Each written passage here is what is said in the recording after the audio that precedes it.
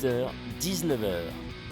Radio Shalom Besançon, 99.5 et sur www.radioshalombesançon.com.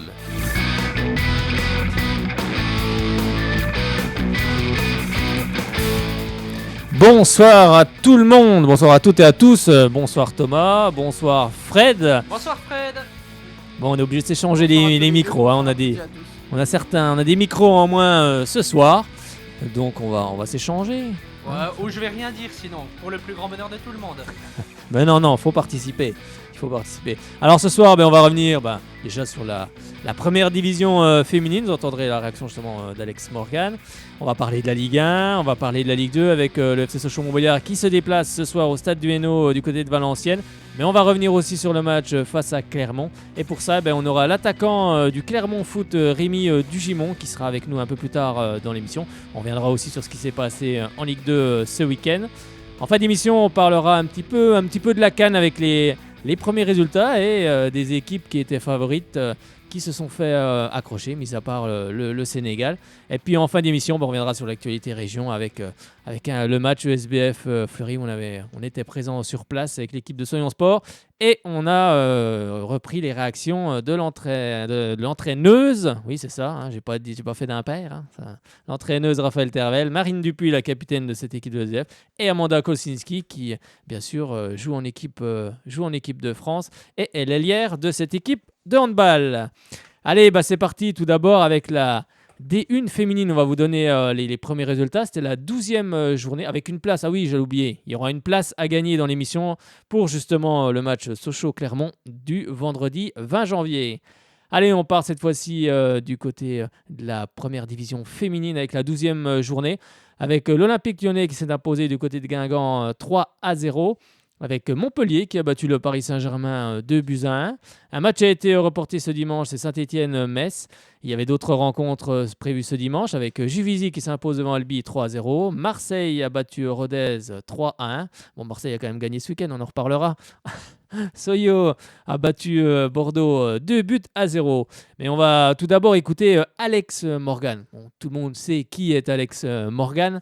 Et justement, elle parle, elle était au micro de nos confrères d'Eurosport, et justement, elle répond aux questions, à savoir comment elle a vécu son premier match avec l'Olympique Lyonnais. Elle a fait une passe décisive, et son arrivée en France. Oui, effectivement, ça faisait très longtemps que j'avais pas joué, donc j'ai dû être très concentrée et je n'ai pas pu marquer de but, mais je devais aussi trouver des automatismes avec mes nouvelles coéquipières pour ce premier match. Et j'ai été contente de ce premier match et d'avoir été adoptée rapidement par l'équipe. Ça a été très bien de jouer avec les deux aujourd'hui, mais aussi avec Camille et Marozane au milieu de terrain. Toutes les joueuses ont un style différent. Et c'est très intéressant d'avoir pu voir différentes joueuses sur le terrain aujourd'hui. La manière de s'organiser pour jouer ensemble, s'organiser, se coordonner. Elle aime chercher les espaces dans le dos de la défense et il faut se coordonner aussi avec les autres coéquipiers. Très chargée, très occupée avec beaucoup de choses à faire, mais je suis très contente d'être là, même si je suis souvent en train de faire des choses à droite à gauche. Mais je vais aussi devoir rentrer là pour la sélection en équipe nationale demain. Donc elle a hâte d'emménager dans son appartement, mais elle doit d'abord aller jouer avec l'équipe nationale. Donc elle attend quand même que ce rythme se calme un petit peu pour pouvoir vraiment se focaliser sur le jeu. Oui, Alex Morgan, on espère la découvrir dans ce championnat. On espère la découvrir du côté de Saint-Vite, mais bon, ça ne sera pas pour cette fois-ci, hein, ça sera pour peut-être la prochaine fois, en tout cas, j'espère. Le tour prochain. Oui, le tour prochain. Allez, on va vous donner le classement de cette première division féminine avec l'OL qui est premier avec 30 points, Montpellier deuxième avec 30 points, le Paris Saint-Germain rétrograde un petit peu en troisième place avec 26 points, Juvisy est quatrième avec 16 points. En bas de tableau, il y a quand même une sacrée différence avec le dernier Metz qui a juste un petit point. Donc il y a quand même une grosse différence dans ce championnat féminin. Allez, on va passer cette fois à la Ligue 1.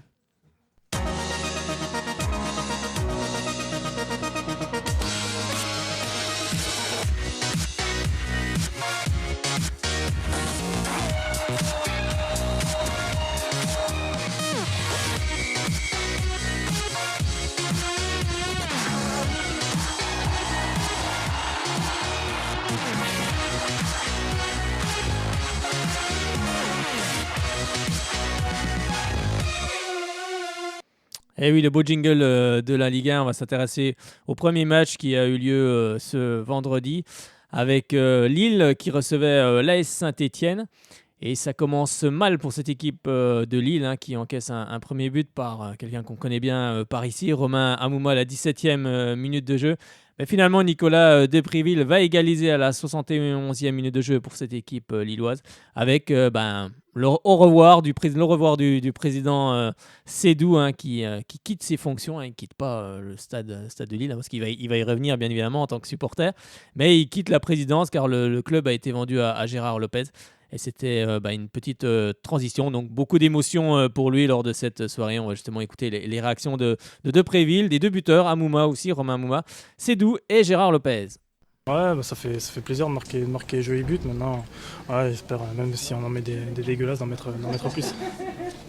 L'efficacité en première mi-temps, parce que je pense qu'on maîtrisait notre sujet. Après, on a eu un peu plus de mal en deuxième, mais on a bien su répondre aux problèmes que nous posait Saint-Étienne. Je ne suis pas sûr qu'on ait concédé tant d'occasions que ça en deuxième mi-temps. Il faudrait que je revoie le match, mais voilà, je note qu'on a beaucoup de solidarité, qu'on fait beaucoup les efforts, même si on fait des erreurs. Derrière, on rattrape bien nos bêtises, mais voilà, faut surtout tirer vers plus d'efficacité.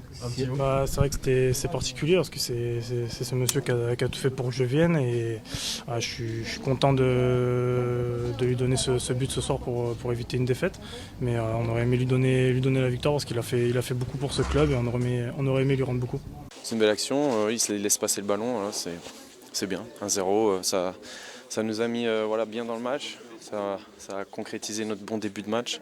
On a fait 30 minutes assez bonnes 30 minutes assez bien et puis ensuite on a baissé un petit peu le pied, on a un peu reculé. Et puis voilà, en deuxième mi-temps, on n'a pas réussi à reprendre le fil du match comme on l'avait fait en première mi-temps. On aurait voulu être plus haut sur le terrain, mais voilà, c'était un peu un match assez particulier, ça allait d'un camp à l'autre.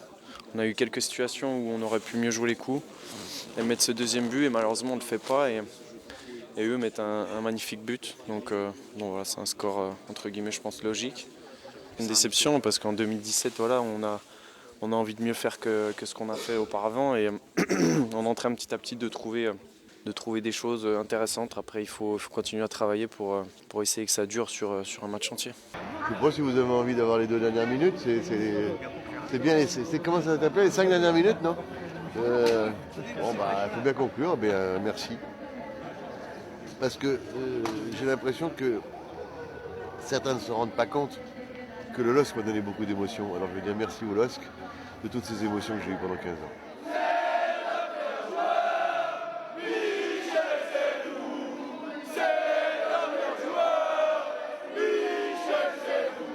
Est-ce que c'est l'apothéose, est-ce que c'est le point final? Je ne sais pas.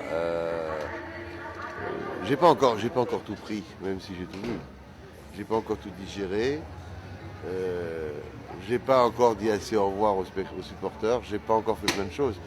Mais c'est fini. Voilà, donc vous transmettrez mes derniers. Je reviendrai dans le stade puisque je vais rester un tout petit peu au chevet de cette belle maison. Non, mais ça, je suis pas d'appartenance, c'est au LOSC. Ce qui compte, c'est l'institution. Et c'est les gens qui en prennent soin. Et je sais que Gérard Lopez en prendra soin. Merci. C'est énorme, je veux dire. D'abord, je retiens. Aujourd'hui, c'est vraiment Michel, donc d'abord, je retiens ça. Et puis, l'envie que ça donne de voir ça, l'envie que ça donne de faire vibrer et vivre ce public, l'envie que ça donne de réussir des grandes choses. Donc, voilà, maintenant, il faut se mettre au travail. Mais ça fait énormément de plaisir de voir ceci, énormément. Je connaissais avant, parce que j'étais venu, mais là, pour le coup, émotionnellement parler, oui, en une journée, j'ai vécu beaucoup de choses. Ouais. Non, ça donne envie de vivre et ça donne envie de donner parce qu'on vous le rend bien. Et là, ce soir, j'ai vu à nouveau avec Michel, donc envie de réussite pour le club et on va s'y atteler, on va travailler. Ah, il est tout nouveau, donc on verra. Il est tout nouveau, on verra. Mais j'y pense pas en fait, j'y pense pas. Eh bien oui, il n'y pense pas, mais c'est vrai que oui, c'était émouvant de voir le président Sédou quitter le LOSC. Mais bien sûr, il reviendra dans ce stade. Ce samedi, il y avait aussi d'autres rencontres. Déjà à 17h, le Paris Saint-Germain se déplaçait du côté du Stade Rennais. Donc le Stade Rennais voulait faire chuter Paris, mais finalement c'est Paris qui s'impose 1-0 et c'est encore Julian Draxler pour son deuxième but après le match en coupe qui sauve le Paris Saint-Germain et c'est Paris qui s'impose 1-0. Alors vous allez écouter les réactions de Costil qui en veut un petit peu aux arbitres, Gourcuff également et Marquinhos pour le Paris Saint-Germain. Me demandiez de venir, je savais pertinemment que vous allez me poser cette question-là. J'ai rien à dire là-dessus. Voilà, c'est pas parce que c'est dans mon avantage, mais je crois que c'est bien et bravo à l'arbitre de pas s'être fait berner. Me dire voilà, si on peut plus sortir, si le mec il est déjà par terre avant même qu'il y ait quelque chose, je crois qu'en plus que la deuxième elle est encore plus flagrante que la première. Mais bon, c'est pas grave.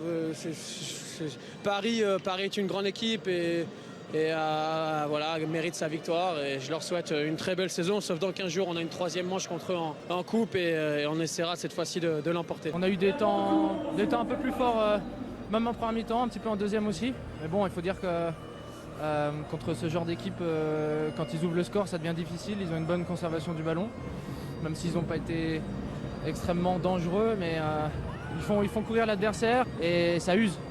Donc même si on était bien organisé, ils nous ont fait bouger de droite à gauche et voilà, avec le temps, notre organisation, notre schéma tactique on commençait à avoir des espaces entre nos lignes et voilà, après on manque de poids un petit peu devant pour peser dans la surface parce qu'on a beaucoup de situations intéressantes sur les côtés, etc. Mais on manque dans le dernier geste ou de présence devant le but. Donc voilà, mais bon, il y a la défaite, c'est dommage, on est déçus, mais il y a eu des choses quand même intéressantes. On a réussi à les mettre en difficulté. Et même sur la fin, on a poussé et il ne s'est pas fallu de grand chose pour qu'on égalise. Ouais, je trouve aussi que des fois, il faut gagner des matchs comme ça aussi. Ça a été très bien l'entame des matchs de l'équipe. En deuxième mi-temps, c'était un peu plus difficile. On n'a pas trop réussi à faire notre jeu. Mais bon, je crois que l'équipe il a compris aussi qu'il faut défendre avant de vouloir marquer des buts. Et ça, c'est très important, là. La détermination de toute l'équipe. Bon, c'est qu'avec Paris, c'est tout à l'extrême. On gagne des matchs, la crise elle est partie, on perd un match, la crise elle est revenue. Mais bon, je crois que l'équipe, il faut maintenir cette détermination. Et après, je crois que tout le monde a bien revenu 2017. Tous les joueurs cèdent sur le terrain, tous les joueurs veulent gagner à l'extérieur, à domicile. Et c'est ça qu'il faut continuer, il faut maintenir comme ça. Bah oui, tous les joueurs veulent gagner, en tout cas on l'espère. C'est pour ça qu'on rentre sur un terrain et même sur d'autres terrains, c'est déjà pour la gagne. Et c'est ce qu'a fait très bien le Paris Saint-Germain et le Stade Rennais. Et là, ça sera sans doute pour une autre fois. Allez, on va descendre un petit peu plus bas et on va aller du côté du sud-ouest avec Toulouse qui recevait Nantes. Et c'est finalement Nantes qui s'impose 1-0. Un but d'Emiliano Sala à la 20e minute de jeu. Et Toulouse n'a jamais pu faire son retard. Sans doute la faute à un terrain pas digne de la Ligue 1 pour moi. Et apparemment, dire un gros mot, non ? Non, je me permettrai pas. Mais c'est vrai que c'est un terrain qui n'est pas digne d'un club de Ligue 1 en tout cas. Et Pascal Duprat a fait justement des petits raccourcis et peut-être qu'il parlait du terrain de Sochaux, mais il n'a pas voulu le dire parce qu'il parlait des terrains de l'Est qui sont dans de meilleurs états alors que le climat est quand même un petit peu meilleur du côté de Toulouse. Et peut-être qu'il voulait dire Sochaux, mais il n'a rien dit parce que ça allait encore lui tomber dessus. Sochaux, c'est chauffé, non, je crois. Oui, c'est chauffé. C'est un des seuls c'est chauffé, à l'Est, non ? Oui, c'est ça. Puis même en France, j'en vois pas d'autres à ma connaissance qui sont de terrain chauffé en France. Je pense qu'il y a que Sochaux. Alors je me trompe peut-être. Les auditrices et auditeurs me contrediront sans doute. Mais on va écouter justement la réaction de Pascal Duprat qui compare un peu le terrain à un champ de course. Au stadium, jouer, c'est fatigant. Parce qu'on se croirait à Pau quoi, en ce moment. Je suis un adepte des courses de chevaux, comme vous le savez. En ce moment, à Pau, le terrain est lourd. Ouais, là, encore une fois, je ne veux pas rentrer en débat. Si vous voulez, il y a un problème.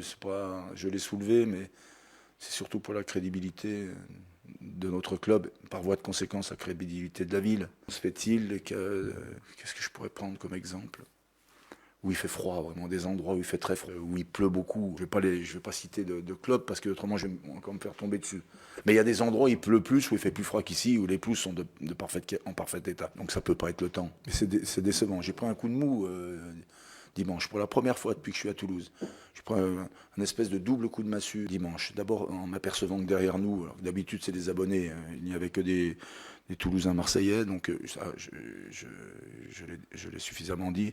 Donc je ne m'adressais bien sûr pas aux supporters marseillais. En tant que tels, ils ont le droit d'être supporters marseillais, mais je m'insurgeais contre le fait qu'ici à Toulouse, il y a beaucoup de Toulousains qui sont supporters de Marseille. Ils ont le droit aussi, mais je voudrais leur dire qu'il y a pendant 18 autres matchs, il y a aussi un club qui est méritant, ils peuvent venir les supporter. Comme ça nous fera encore plus de monde. Et félicitations à nos groupes de supporters, parce qu'ils font du bruit, ils sont nombreux et on les remercie, parce que leur aide nous est précieuse. Et puis la deuxième chose qui m'a mis donc le double coup de gourdin, c'est quand je suis arrivé, donc c'est la trêve. Vous vous rendez compte, pour nous, la trêve, alors elle a duré 6 jours, la trêve pour nous. Mais il se trouve qu'entre le match disputé contre Nancy et le match disputé contre Marseille, mis à part les Corbeaux, si aussi, il y a eu un match de rugby, mais bon, un match, voilà. Il y a eu un match de disputé, et quand je sors, j'ai l'impression que je suis à Pau, quoi. Mais à l'hippodrome, ça fait drôle, quoi. Enfin, sur le coup, ça n'a pas fait drôle, ça m'a... Premier coup de massue, quoi. Voilà. Bon, dur. C'est dur. Ouais. Mais bon, il y a plus dur aussi, hein. Non, mais peut-être que tout à l'heure, je vais aller faire un tour. Après, je sais que les jardiniers font ils s'arrachent, hein, ils bossent, je les vois tous les jours. Ils chôment pas, ils voudraient. Mais il y a manifestement un problème. Il y a un problème de pelouse qui nuit au spectacle. Alors, je suis pas en train d'avancer l'état de la pelouse pour justifier de notre coup d'arrêt, de notre fléchissement. Je ne veux pas aller jusque-là. Mais j'aimerais bien jouer que les joueurs jouent sur une belle pelouse de Ligue 1. Oui, une victoire importante. On savait qu'en venant ici, on avait quelque chose à faire. Avec le match de Caen qui suit mercredi, on avait 2 matchs importants avant de recevoir Paris. Et voilà, c'est une bonne chose de faite. 3 points très importants pour le classement. Et donc on est très fiers. On le voit sur le terrain. Il n'y a aucun joueur qui lâche. À la dernière minute, on voit Emiliano qui s'arrache, qui tacle. Et voilà, c'est ça. C'est aussi pour ça qu'on fait du foot. C'est ce moment magnifique. Et sans cet état d'esprit-là, on n'a rien. Oui, j'ai pas suivi les autres résultats, mais oui, certainement que ça fait du bien. Et comme j'ai dit, on a un match de mercredi contre Caen, notre petit joker. Donc à nous de le gagner. Et pour aborder sereinement notre match contre Paris. Ça fait plaisir, ouais, c'est mon 2e match d'affilée en championnat avec Montpellier. Et ça fait deux matchs sans encaisser de but, donc c'est bien pour moi et puis c'est aussi bien pour l'équipe. C'est aussi bien pour l'équipe. On va terminer ce que voulait dire Maxime Dupé, le joueur du Football Club de Nantes. Oui, Fred, qu'est-ce que tu voulais rajouter ? Les Nantais ont 2 matchs importants cette semaine contre Caen mercredi et le PSG samedi. Justement, il en a parlé dans son interview. Il parlait du match de Caen qui arrive bientôt pour cette équipe nantaise. Allez, on remonte un petit peu, puis là on vient un peu plus près de chez nous, du côté de Nancy, qu'on a vu il n'y a pas longtemps, du côté du Besançon Football Club en Coupe de France. Et bien Nancy marche bien, 5e victoire consécutive à domicile, car Nancy recevait l'équipe corse de Bastia, et Nancy s'impose 1-0, un but d'Issardia à la 59e minute de jeu.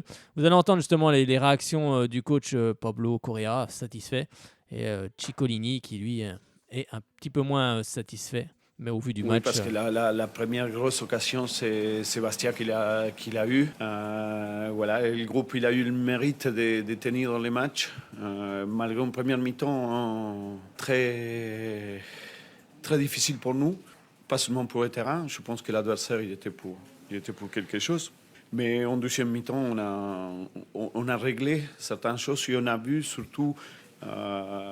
pas mal d'enchaînements dans lesquels on avait misé beaucoup d'espoir. En fait, on aura voulu faire ce qu'on a fait en deuxième mi-temps, nettement en première mi-temps. Mais voilà, le football, se réduit à l'efficacité.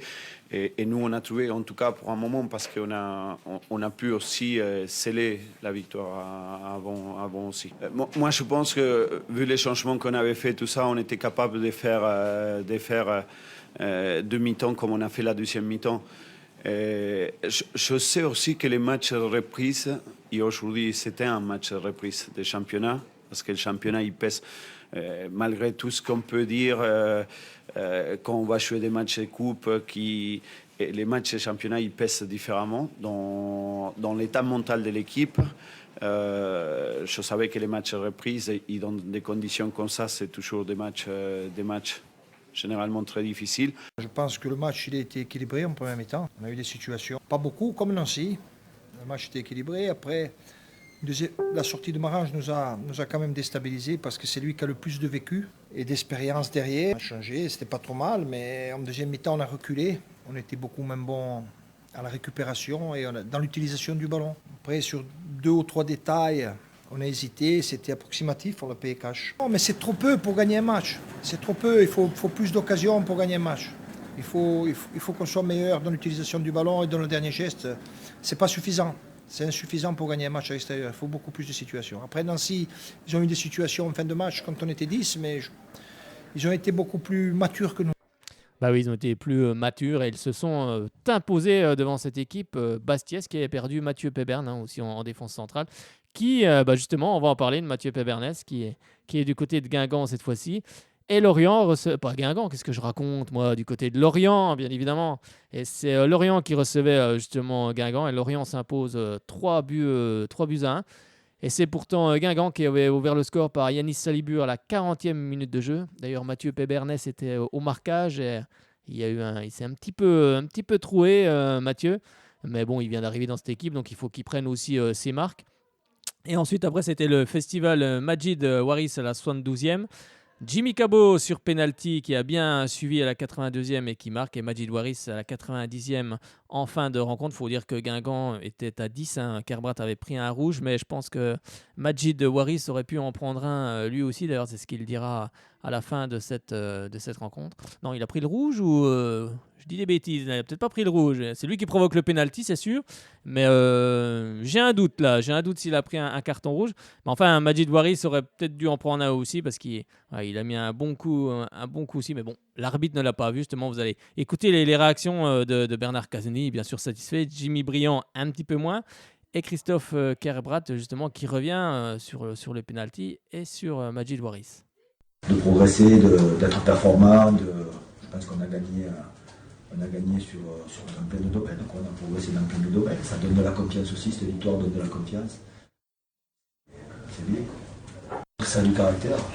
Justement, ça montre que ça lâche rien. Voilà, c'est cet état d'esprit-là que l'on doit garder, c'est sûr. La situation où nous sommes, c'est pas facile de ne pas penser au résultat. Donc les joueurs... J'ai déjà vécu ces situations-là, c'est pas évident de se lâcher. Après, on perd 1-0, on y va, quoi. On y va. Mais c'est pas toujours évident, parce que tu dis, si on se livre, on prend un but, il y a toujours l'inconscient qui travaille, donc c'est pas évident d'arriver à se lâcher, de dire, ça va, on n'a rien à perdre, on y va, quoi. Donc, mais bon, ça donne de plus en plus confiance, et j'espère que ça en appellera d'autres aussi. Ouais, aussi. Je pense qu'on a eu des occasions pour marquer ce deuxième but. Malheureusement, on ne l'a pas fait. Derrière, Lorient a joué son bateau et ils l'ont bien fait. Donc voilà, félicitations à eux. Et puis nous, on va se remettre au travail parce que c'est clair que le début d'année n'est pas beaucoup. Peut-être qu'inconsciemment, on a un peu reculé. Maintenant, Lorient aussi a mis des coups de butoir et a été chercher cette égalisation déjà. Puis après le match a un peu tourné. Mais voilà, c'est dommage parce que je pense qu'on avait fait ce qu'il fallait en première mi-temps. Mais voilà, le match ça dure 90 minutes. Il y a eu un tournant, on mène 1-0, on a les choses en main. On a un arbitre qui doit prendre ses responsabilités et sortir un rouge. Je pense que c'est peut-être un peu trop tôt pour le sortir dans le match pour lui. Je ne sais pas pourquoi il le sort pas parce que je pense que 9 fois sur 10 il y a carton rouge et voilà, c'est comme ça, c'est dommage, mais il n'y a pas que cette décision-là non plus. Après, on prend 3 buts, donc c'est ça qu'il va falloir rectifier. Mais t'es juste malheureux, moi je peux en commettre aussi et je prendrai des cartons rouges.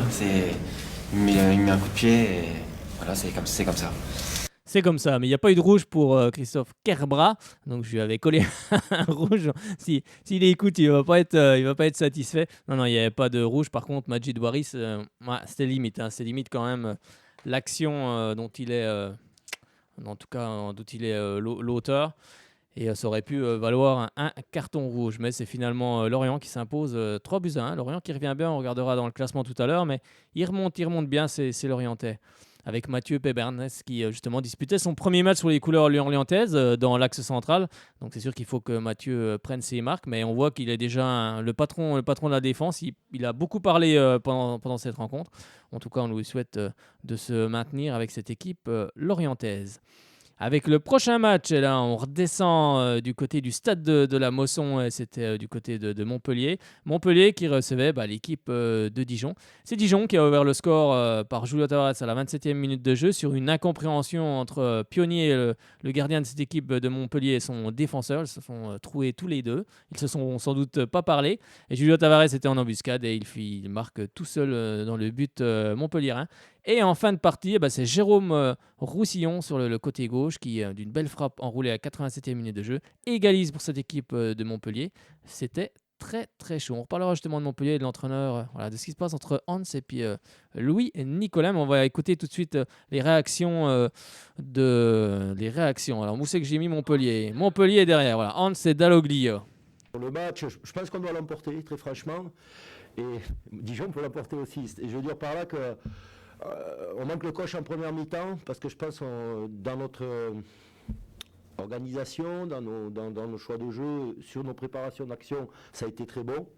Et c'est dans les zones de finition qu'on a manqué de justesse, dans les centres, dans les avant-dernières passes, et même vraiment dans nos frappes où on n'a pas été assez précis, quoi. Parce que globalement, sur le match, on tire plus de 20 fois au but, 6 fois. Je pense qu'on a eu des situations pour l'emporter. Après, on peut perdre ce match parce que on prend un but évitable et qu'après on court après le score. Et Dijon avec Tavares et Diony, ça reste toujours dangereux tout au long du match, quoi. Ah, c'est rageant, ouais, non, c'est rageant parce qu'on aurait pu tenir. On aurait pu tenir. En fait, on peut penser aussi que ça peut être logique parce qu'il y a eu pas mal d'occasions de la part de Montpellier. Mais on peut aussi dire qu'on a eu quelques occasions, notamment en deuxième mi-temps, qui n'ont pas été bien gérées, notamment dans les choix, qui auraient pu faire basculer le match. Voilà, donc moi, je me languis de gagner 1-0, notamment à l'extérieur, et pour pouvoir tenir un résultat, quoi. Voilà, il nous manque toujours quelque chose. Et là, je pense qu'on pouvait. J'avais bon espoir de terminer le match sur 1-0. Donc frustrant. Waouh, on a quand même subi. Hein. On n'a pas cherché à bétonner. J'ai pas les joueurs pour bétonner. Parce qu'on a un petit déficit de puissance parfois. Donc je préfère continuer à jouer. J'aurais bien aimé me mettre le deuxième, mais il y a eu les occasions pour le deuxième. Il y a eu les occasions. Après, c'est toujours pareil, c'est une question de finition. Les matchs se jouent à pas grand-chose. C'est des détails. Voilà, si on avait peut-être mieux fini, on a été plus en forme devant, je pense qu'on aurait fait la différence. C'est énorme. C'est énorme, ouais, c'est énorme, c'est rageant. Je pense que les joueurs aujourd'hui, là, ce soir, là, sont assez abattus. Une sorte de peur qui s'instaure dans les dernières minutes, là, et qui, je ne voudrais pas que ça devienne chronique, quand même, parce que on pourrait le payer très cher à la fin de la saison. Bah oui, hein, c'est toujours rageant de prendre un but en fin de partie comme ça alors qu'on mène 1-0. Mais c'est comme ça, c'est le football. D'ailleurs, on va parler du côté de Montpellier avec Nicolas qui cartonne Hans. Donc, on savait que le divorce semble bel et bien consommé entre le président de Montpellier, Louis Nicolin, et son entraîneur Frédéric Hans. Alors, c'est vrai qu'il est agacé par les critiques émises à son sujet, hein, le dirigeant héroltais. Le technicien français n'avait pas hésité à confier son mal-être devant les médias. Une attitude que n'a pas appréciée Louis Nicolin. Alors voilà ce qu'il répond, le président de Montpellier. Il est susceptible, il ne pense qu'à sa gueule. Durant la conférence de presse, il aurait mieux valu qu'il parle de son équipe qui avait été pitoyable à Nantes en Coupe de la Ligue. Hein. Montpellier s'était incliné 3-1. S'il n'était pas content, il fallait qu'il me le dise. Le mardi matin, j'ai juste eu un « vous m'avez surpris », mais je n'ai plus une nouvelle. Ce n'est pas bien, il n'a pas le respect, c'est la vie, c'est comme ça. La mode, ce n'est pas qu'il s'en aille, mais qu'il se fasse virer pour toucher des sous. Et si on descend en Ligue 2, il aura l'excuse d'avoir été traumatisé par ça. Mais il ira au bout à fustiger donc le patron de Montpellier. Bon, après, chacun déduira. Bon, c'est du Louis Nicolin dans le texte. Mais bon, quand même, ces dernières années, il a eu beaucoup d'histoires avec ses entraîneurs. Je pense qu'à un moment donné, il faut aussi peut-être se regarder dans la glace. Il y va fort, mais il reste, j'allais dire courtois. En tout cas, il insulte pas la personne comme parfois il a pu le faire. Exactement. Peut-être qu'il s'est peut-être un peu assagi avec l'âge. Mais bon, c'est du loulou Nicolas, comme on dit. Allez, on va passer cette fois-ci du côté d'Angers. Angers qui recevait l'équipe de Bordelaise de Jocelyn Gourvenec. Et c'est Ismaël Traoré pour Angers qui va ouvrir le score à la 14e minute de jeu. Et Bordeaux va égaliser à la 27e minute de jeu. Mais grâce à Angers, grâce à Santa Maria, c'était un but contre son camp. Et cette équipe bordelaise s'en tire finalement pas trop mal. Vous allez pouvoir écouter les réactions de Moulin qui répète encore que voilà, qu'Angers a le 20e budget de Ligue 1. Que la saison dernière, c'était une saison exceptionnelle, il venait d'arriver en Ligue 1. Cette saison, c'est un petit peu plus compliqué, il est un petit peu agacé. Bérigaud également, qui connaît aussi ce genre de situation avec Évian. Et Jocelyn Gourvenec. Ah bah oui, évidemment que j'en ai. Non, mais parce que d'abord, on a pris un point, on avance. Je trouve qu'il serait malvenu ce soir de dire qu'on est désespéré. Je vois pas pourquoi, on est dans une situation... qu'on connaît, qu'on savait, on y est. Oui, je pense. Avec le groupe qu'il y a, je pense que ça va se maintenir. De toute façon, va falloir que je donne plus pour qu'on se maintienne.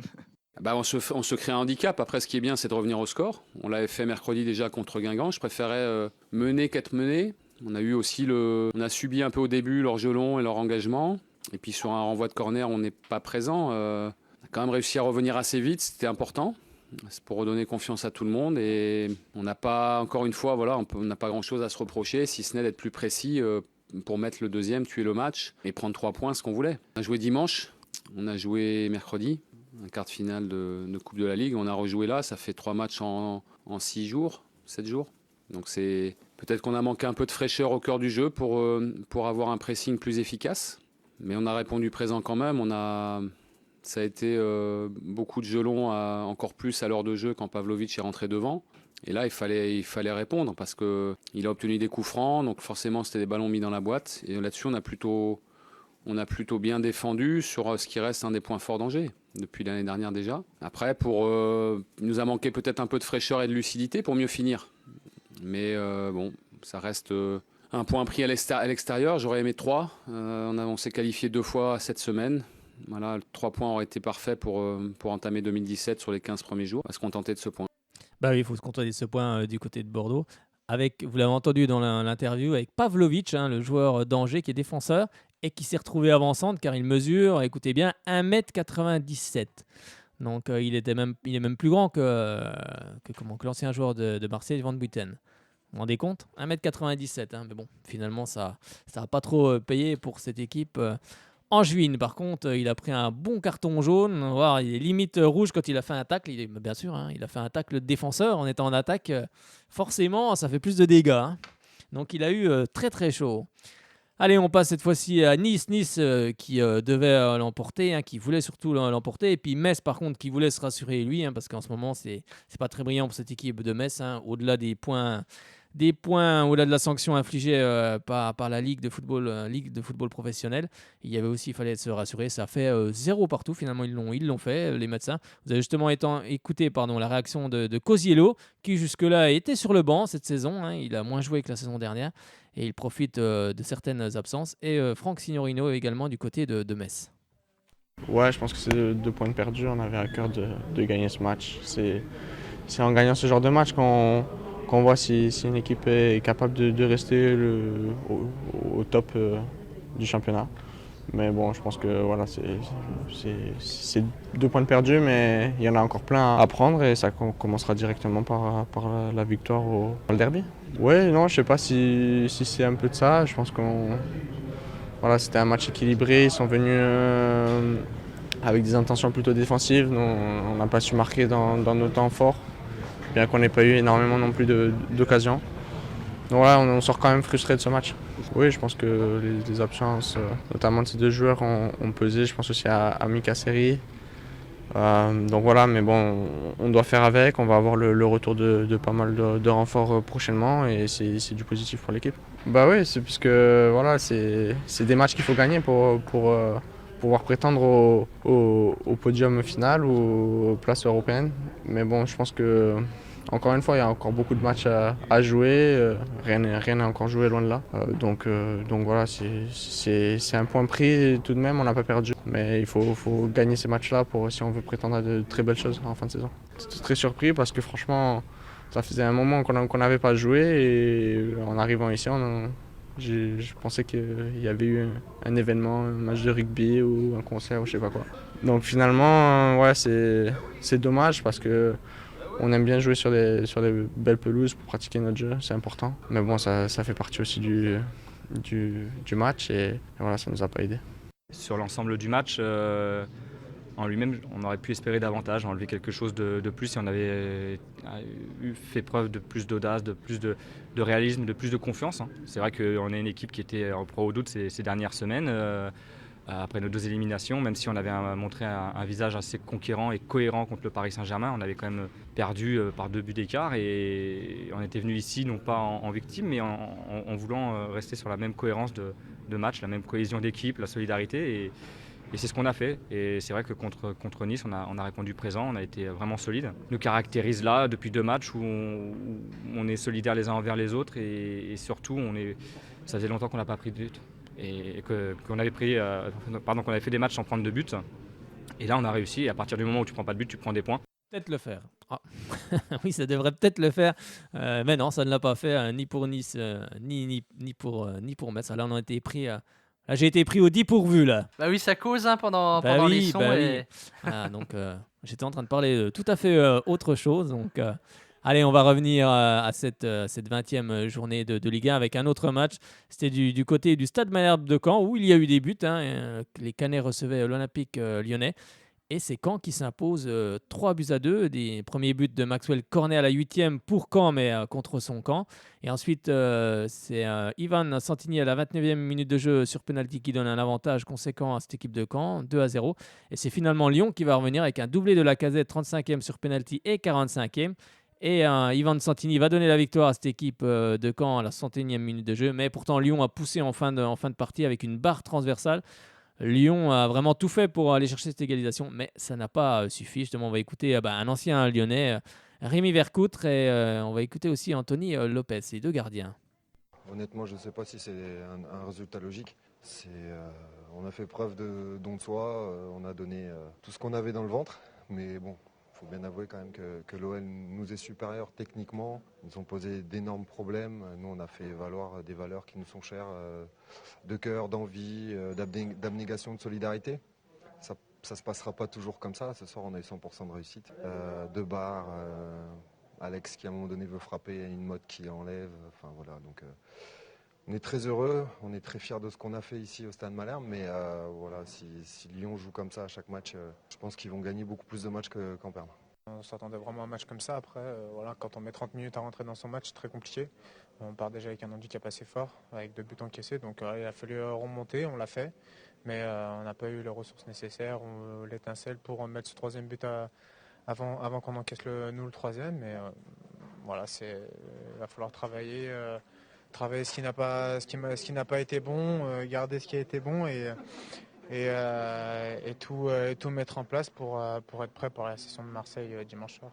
Il y a un petit problème face aux petits, entre guillemets, défaite à Dijon contre Lorient ce soir également. Oui, totalement. On perd énormément de points contre les équipes qui sont en bas de classement. C'est peut-être ce qui fait la différence aujourd'hui par rapport aux équipes qui sont devant nous. Voilà, maintenant il faut relever la tête. Il y a encore pas mal de matchs derrière et maintenant on grille un peu plus encore un joker. Donc il va falloir vraiment entamer, vraiment faire de très bons matchs et prendre les 3 points le plus souvent. Bah oui, prendre les 3 points le plus souvent, c'est évidemment ce qu'on souhaite à cette équipe de Lyon qui est actuellement en 4e position. Allez, le dernier match de cette 20e journée, le grand format, avec Monaco, qu'on a vu il y a peu au stade Bonal, mais où Sochaux avait réussi à faire un match nul, 1 but partout. Là, Monaco se déplaçait du côté du stade Vélodrome, donc à Marseille. Et là, ça ne s'est pas très bien passé pour les hommes de Rudy Garcia, car Monaco s'impose 4 buts à 1, avec des buts de Lemar à la 15e minute de jeu, Falcao à la 21e minute de jeu, donc ça fait déjà 2-0 pour Monaco.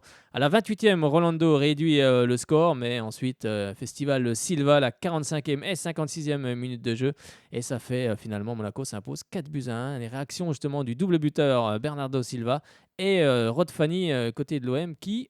J'ai l'impression qu'il en veut un peu à l'arbitre. Ben, c'est clair, pour moi ce soir ils ont été au-dessus, trop fort je pense pas, parce que je pense que vu la physionomie du match et aussi on n'a pas été aidé, faut dire ce qui est.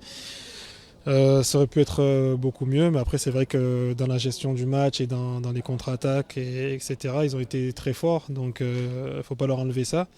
Mais voilà, on va dire qu'ils ont été meilleurs dans le réalisme et aussi dans la gestion du match.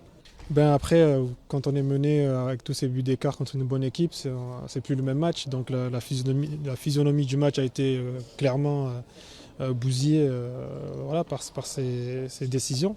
Maintenant, c'est comme je dis, il ne faut pas se cacher non plus derrière ça, parce que même sans ça, on avait encore des possibilités de montrer, ou du moins de revenir. Mais il ne faut pas se leurrer, contre une équipe comme Monaco, c'est pas facile déjà. Donc si on nous met aussi des bâtons dans les roues, ça reste encore plus difficile. Maintenant, c'est comme ça, faut les féliciter parce que ça reste une très bonne équipe. Il ne faut pas non plus se cacher derrière ça. Mais il faut dire ce qui est, ça aide pas, c'est pas facile. Non, je pense qu'il y a eu du mieux. En tout cas, on a été beaucoup plus joueurs. Peut-être des fois un petit peu trop, parce que c'est qu'en contre-attaque, ils nous ont posé quand même pas mal de soucis. Mais c'était pas suffisant. Et je dis encore une fois, quand on n'est pas aussi très aidé, c'est encore plus dur. C'est une très bonne équipe. Et j'espère qu'on va apprendre encore de cette soirée, encore une fois. Mais je pense que ce soir, en tout cas, il y avait encore plus de regrets encore qu'au match aller. Oui, moi je pense qu'elle est meilleure que le Paris Saint-Germain. Maintenant après, on verra par la suite, mais c'est sûr que c'est pour moi sûrement la meilleure équipe du championnat. Oui, bien sûr, gagner ici c'est pas facile, en plus gagner 4-1. On savait que cette équipe de Marseille c'est une équipe difficile, que c'est dans un bon moment. Heureusement, on a bien joué ce soir et on est content d'avoir les 3 points. Oui, c'est bien d'être premier. On a beaucoup de matchs très difficiles maintenant. On va jouer contre Lorient, contre Paris, contre Nice. Il faut essayer de continuer sur la première place. On sait que c'est pas facile, mais on va tout donner. C'est vrai que contre Marseille, j'ai fait des beaux matchs.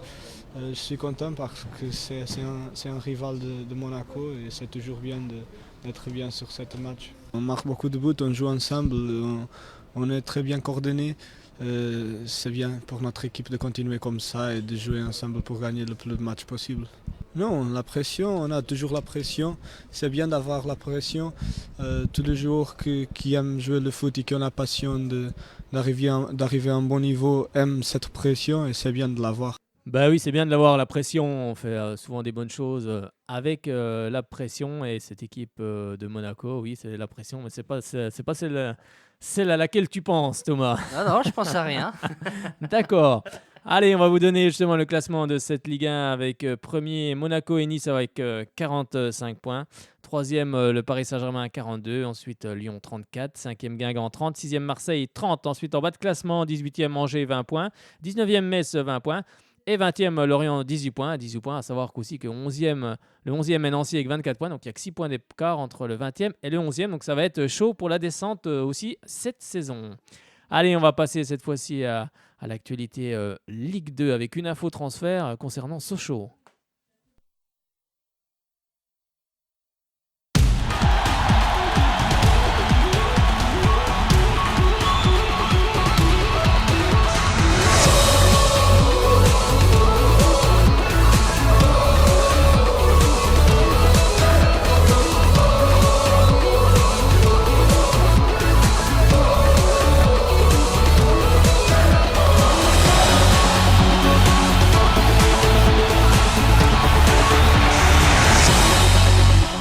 Allez, nous voici en Ligue 2. Là, on va parler du football club du FC Sochaux Montbéliard, bien sûr, le club de la région, avec un déplacement ce soir du côté de Valenciennes, où nos joueurs seront sans Goran Karanovic, hélas, qui s'est blessé gravement face à Monaco et Subasic. D'ailleurs, on lui adresse tous nos voeux, en tout cas, de rétablissement. On espère le revoir très vite sur les terrains. Il se faisait opérer normalement ce lundi du côté de Strasbourg.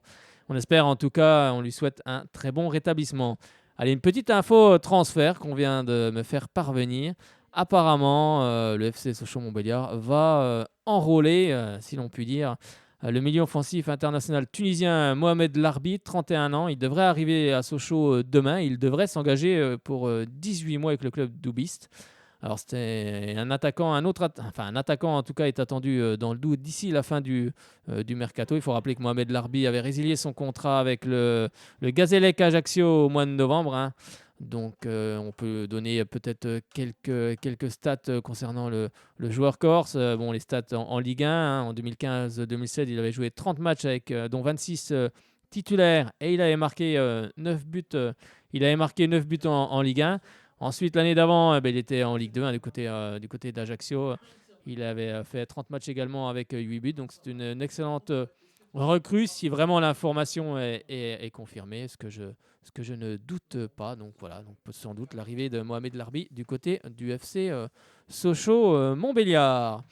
Allez, on va on va s'en aller du côté de Clermont et on va joindre justement Rémi Dugimon qui doit nous attendre, l'attaquant de l'équipe clermontoise du Clermont Foot 63 qui a inscrit lui quelques buts cette saison. Il en est à 8 buts.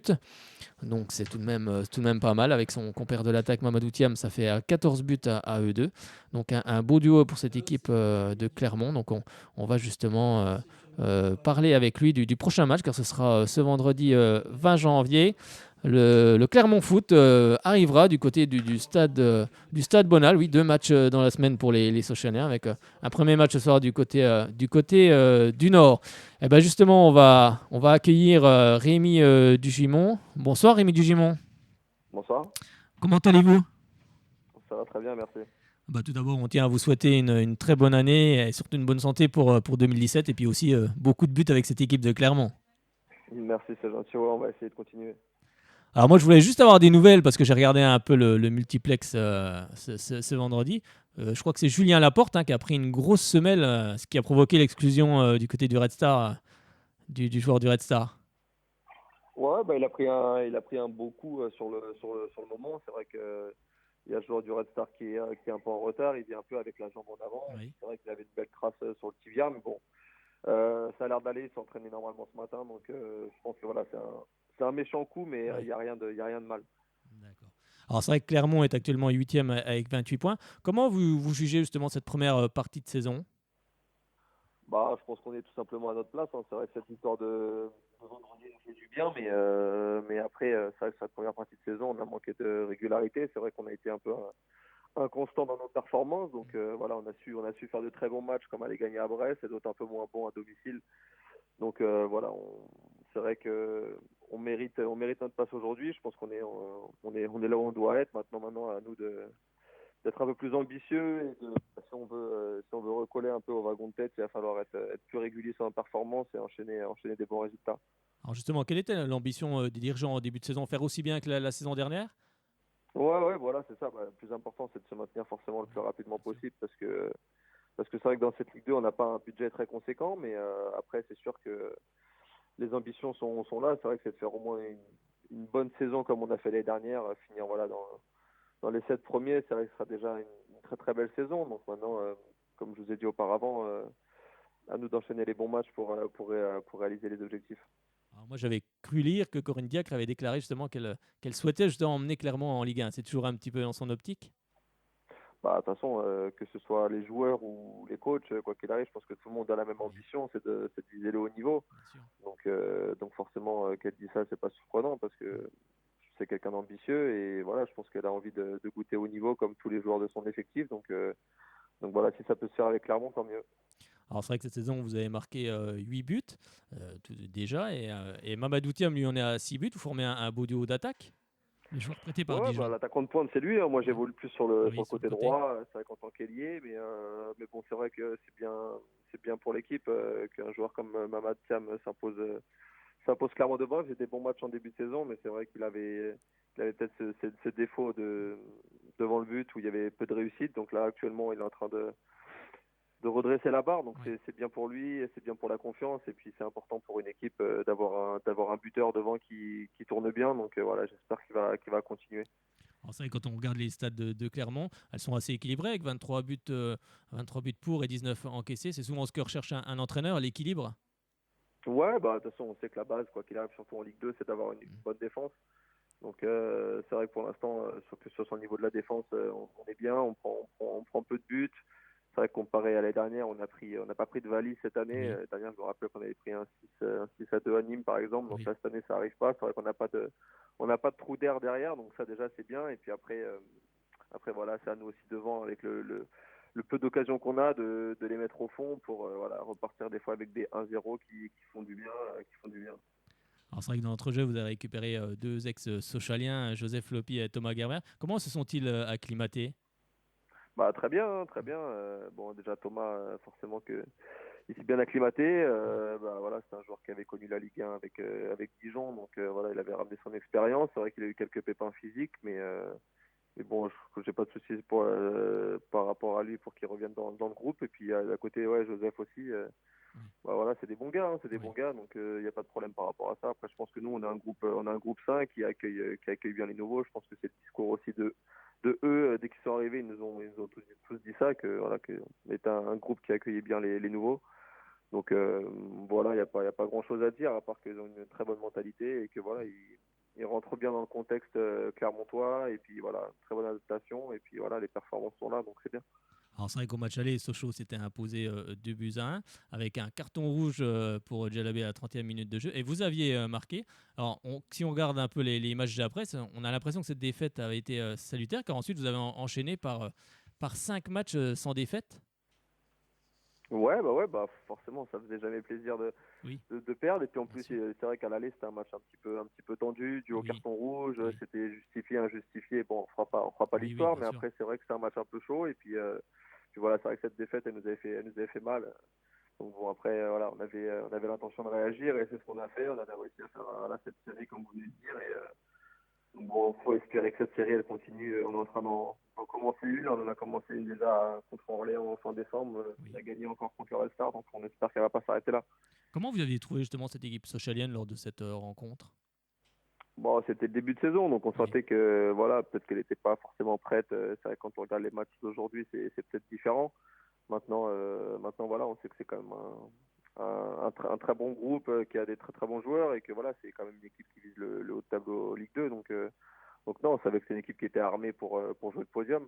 Donc on faisait très attention à leur déplacement, et puis en même temps voilà, on a senti après le match que peut-être pas prêt comme il l'aurait voulu. Et après voilà, c'est un match, comme je vous l'ai dit, c'est un match difficile, mais bon voilà, je pense qu'on avait nourri des regrets après cette défaite au match aller.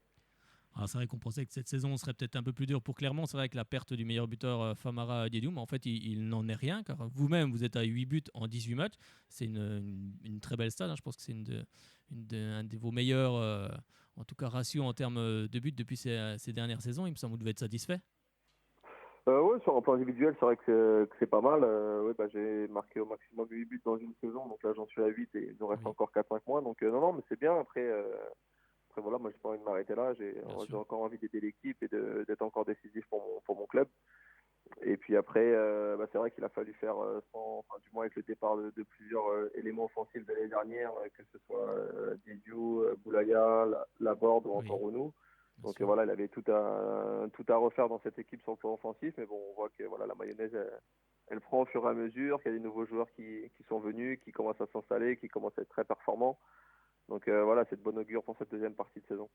Alors c'est vrai que depuis l'arrivée de Corinne Diacre, elle a su imposer son style, et cela fonctionne. Comment est-elle justement au quotidien? Elle est proche de ses joueurs? Oui, elle est proche. C'est vrai que même elle l'avait dit dans la presse. Il me semble que c'est vrai que par rapport à ses débuts, elle a un petit peu modifié ça. Donc ouais, c'est vrai que maintenant elle est proche des joueurs. Voilà, elle a considéré quelques cadres dans les vestiaires où elle discute pas mal avec eux pour essayer de voir ce qui va et ce qui va pas. Et puis après voilà, c'est une coach qui impose beaucoup de rigueur, qui a ses plans de jeu bien précis, qui qui s'adapte aussi à l'adversaire. Et donc voilà, c'est une coach complète. Comme la plupart des coachs, il n'y a pas de différence par rapport à d'autres coachs. Si vous voulez, elle a sa philosophie de jeu et voilà. Alors c'est vrai que ce vendredi, vous allez affronter donc le FC Sochaux Montbéliard, hein, qui jouera ce soir d'ailleurs à Valenciennes. Comment, on en a parlé tout à l'heure, comment abordez-vous ce match justement du côté du stade Bonal? Nous, on est sans pression. C'est vrai qu'on est sur deux victoires consécutives. Voilà, on a encore à cœur de continuer sur cette dynamique-là. Mais bon, après voilà, c'est que Sochaux est en forme aussi en ce moment. On a regardé le match contre Monaco, où on a vu une grosse performance du côté de Sochaux. C'est vrai qu'ils nous ont très impressionnants sur la première période. Et puis après, forcément, on va regarder aussi les images de ce soir, voir ce qu'ils vont donner. Et puis voilà, on sait qu'ils ont quelques absents, mais bon, il y a quand même du monde dans cette équipe. Et voilà, je pense qu'eux aussi, ils ont envie d'enchaîner cette nouvelle année sur des bonnes bases pour essayer de viser le podium. Donc voilà, je pense que ça va être un très bon match. En tout cas, on vous remercie beaucoup, Rémi Dugimon, d'être intervenu à l'antenne. Et puis, on vous souhaite en tout cas une très bonne saison et marquer encore pas mal de buts. C'est gentil, merci beaucoup. Bonne soirée. Merci beaucoup à vous. Au revoir. Eh bien, on va remercier aussi le service communication, Vincent Guillaume, le service communication du Clermont Foot, qui a permis qu'on puisse avoir Rémi Dugimon ce soir. Allez, on va continuer justement. Oui, Fred, tu voulais dire quelque chose, non? Tu voulais rien dire? Ah, tu voulais rien dire. Bon, on va vous donner quand même quelques actualités du côté de Sochaux avec le groupe sochalien qui a retenu Albert Cartier pour ce soir face à Valenciennes. On espère en tout cas que les Sochaliens vont s'imposer pour bien commencer cette saison. Avec dans les buts Maxence Privot et Christopher Dillot. En défense, Jérôme Monguené, Florent Augier, Pierre Gibaud, Michael Alphonse, Ibrahima Konaté, tout juste 17 ans. Et on suit ce jeune depuis pas mal de temps dans les équipes de jeunes justement. Et on s'aperçoit qu'il progresse beaucoup. En tout cas, il a fait un gros match contre Monaco et c'était tout à fait normal qu'il soit dans le groupe pour affronter Valenciennes. Il y aura également au milieu de terrain Florian Tardieu, Johanna Ramaré, Marco Ilama Aritra, Florin Béranguet, Jean Ruiz, Franck Honora, Moussa Sao, et non pas Moussa Chao, comme je l'ai entendu sur France 2. Je connaissais Manu Chao, Moussa Chao, je ne connaissais pas. Donc, c'était un petit clin d'œil au commentateur de France 2, ça m'a bien fait rire. On aura Faneva Andriatsima à la pointe de l'attaque, Thomas Robinet et Brian Lam également. Alors les blessés, toujours Olivier Warner, Florian Martin qui sont en reprise, Goran Karanovic, on en a parlé tout à l'heure, et Jean de Fuchs qui n'est pas encore assez remis. Et on a un joueur qui est retenu à la CAN avec l'équipe du Cameroun, c'est Adolphe Tekieu. Et puis à la disposition de la réserve, on a Ryan Senadji, Sofiane Dahan, Jason Pendant, Axel Actas et Marcus Thuram. Tous des jeunes joueurs, bien évidemment. Alors il faut dire que les Valenciennois et Sochaliens ne se sont rencontrés que 3 fois à Valenciennes pour le compte de la Ligue 2. Alors en 46, c'était hier, bien évidemment. Les deux équipes s'étaient séparées sur un score de parité 2 partout. Alors, ces dernières saisons, le FCSM s'est imposé 2-1 le 12 janvier, et avant un match nul 2 buts partout la saison dernière. Sochaux s'est aussi déplacé 30 fois à Valenciennes en Ligue 1. Ça n'a jamais été facile dans le Nord. On n'est pas revenu avec forcément beaucoup de victoires. Seulement 4 victoires contre 12 revers et 14 matchs nuls. On a d'ailleurs gagné qu'une seule fois en 14 matchs de championnat depuis 80. Donc c'est vrai qu'il faut signaler que depuis l'inauguration en 2011, le stade du Hainaut a accueilli les jaunes et bleus qui ont connu 2 revers, 2 matchs nuls et 1 succès. Donc c'est vrai qu'on n'a pas forcément gagné souvent du côté du stade du Hainaut. En tout cas, j'espère que ça sera fait pour ce soir. Allez, juste une petite info avec la rencontre entre Sochaux et Auxerre qui se déroulera le mardi 7 février à 21h. Elle sera diffusée bien sûr chez nos confrères de beIN Sport 1. Et en intégralité sur beIN Sport Max. beIN Sport 1, ce sera bien évidemment le multiplex. Allez, les heures d'entraînement cette semaine. Vous avez le match ce soir. Mardi, ce sera à 10h30. Mercredi à 10h30. Jeudi, huis clos. Vendredi, le match face à Clermont. Samedi à 10h30. Et dimanche, ce sera repos. Bien sûr, ces horaires ne sont qu'à titre indicatif. Ils peuvent bien évidemment évoluer. Allez, on change de sujet, on revient un petit peu à cette Ligue 2. Alors, je ne sais pas si vous avez suivi un peu ce championnat ce week-end. Il y a eu quand même pas mal de buts avec Brest qui est allé, c'était la 20e journée, Brest qui est allé s'imposer à Orléans 1-0. Ça va pas très fort pour cette équipe orléanaise. Un but de Pelé à la 72e minute de jeu. Lens est allé s'imposer du côté de Tours alors que Lens menait 2-0 par Zoubir à la 21e et Christian Lopez à la 44e minute de jeu. Et ben, Tours est revenu dans cette rencontre à la 80e et 87e, des buts de Clémence et Louvion. Et c'est finalement Zedatka à la 90e minute de jeu qui donne la victoire à cette équipe lensoise. Nîmes et Le Havre, ça a fait 0 partout. Décidément, Le Havre n'y arrive plus. Le Havre est 9e justement, à égalité de points avec Clermont. Le Red Star s'est incliné chez lui, justement on en parlait avec Rémi Dugimon à l'instant, face au Clermont Foot. Un but contre son camp de l'ancien gardien socialien Pierrick Cross à la 13e minute de jeu pour cette équipe de Clermont. Nga Mukol, lui, va égaliser à la 30e minute de jeu sur penalty avant que Mamadou Thiam, non pas le boxeur, j'ai pas fait la liaison tout à l'heure, mais je pense que Rémi Dugimon n'aurait pas compris parce que Mamadou Thiam c'était un ancien boxeur ici. Et voilà, donc c'est Mamadou Thiam à la 43e minute de jeu qui va donner l'avantage à Clermont avant que justement Rémi Dugimon, sur penalty, n'aggrave le score pour cette équipe de Clermont à la 70e minute de jeu. Auxerre se déplaçait du côté de Gazélec. Auxerre avec une information, parce que Jean-Pierre Papin est l'entraîneur de cette équipe auxerrois. Malgré, oui, il y a beaucoup de choses. Malgré les réticences de Giroud. Oui, parce voilà, Giroud a sous-entendu qu'à 80% la Auxerre était en national. Bon, après, on verra bien. Pour le moment, ils n'y sont pas. Vu quand même le nombre de points, ils sont 19e avec 16 points. Bon, ils sont qu'à 2 points de la 17e place, donc rien n'est fait. Mais bon, après, si Giroud le dit, après, ça n'engage que lui. Alors, les Gazélec, justement, qui a battu cette équipe d'Auxerre 2-0, un but de Yuga à la 15e minute de jeu, un but de Benrahma, le joueur prêté par l'OGC Nice, à la 86e minute de jeu, va parachever la victoire des Corses. Bourg-Péronas qui a créé la surprise en battant le Stade de Reims 1-0. C'est Julien Beg à la 76e minute de jeu qui a justement ouvert le score et c'est l'unique but de cette rencontre. Oui, Fred, tu veux dire quelque chose? Non, ça ne sera pas sur ce match-là. Ça sera sur lequel? Amiens-Strasbourg. Amiens-Strasbourg, ça va venir après. On va vous faire écouter un peu les buts justement de cette grosse rencontre parce qu'il y a eu des buts. Allez, 3 qui recevaient l'AC Ajaccio. Il ne fallait pas être en retard au stade de l'Aube parce que ça a marqué d'entrée à la 5e minute de jeu. 3 ouvre la marque. Mais ensuite, 3 va s'écrouler. Et c'est l'AC Ajaccio qui va inscrire 2 buts par Madrid, 34e minute de jeu. Et Cordoval, 85e. Un but contre son camp. Et 3 qui s'inclinent. Niort et Laval se quittent sur un score nul et non pas vierge. 2 buts partout. Des buts signés Hassan Allah à la 9e minute de jeu pour Laval. Ensuite, c'est Romain Grange qui va égaliser pour Niort à la 15e, avant que Coutadeur pour Laval ne redonne l'avantage aux hommes de Marco Simonet. Et c'est finalement Laurent Aguazi qu'on avait reçu cette saison ici, qui va égaliser pour cette équipe de Niort. 2 buts partout.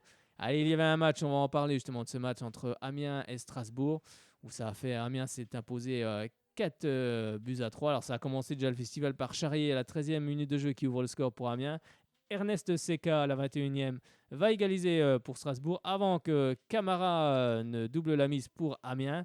Benjamin Guillaume à la 27e minute. Camara, 5 minutes plus tard, Benjamin Guillaume. Excusez-moi, j'ai un chat dans la gorge en ce moment. Il ne veut pas s'en aller. Donc Benjamin Guillaume à la 32e minute de jeu va égaliser pour l'équipe de Strasbourg. C'est ensuite Boken qui va donner l'avantage à Strasbourg, 3 buts à 2. Et ensuite Dibassi à la 38e, donc 2 minutes plus tard. Vous voyez qu'il n'y a pas eu beaucoup de temps mort. Donc tout ça en première mi-temps, qui justement va égaliser pour cette équipe d'Amiens. 3 partout à la mi-temps. Là, on se dit qu'on est parti sur un score de 6-6 ou 7-7, on ne sait pas.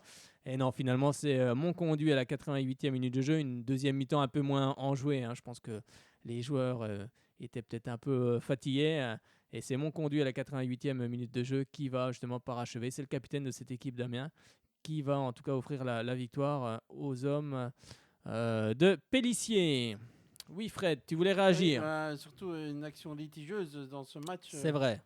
avec une faute grossière complètement oubliée par l'arbitre qui était juste à côté de cette action en plus.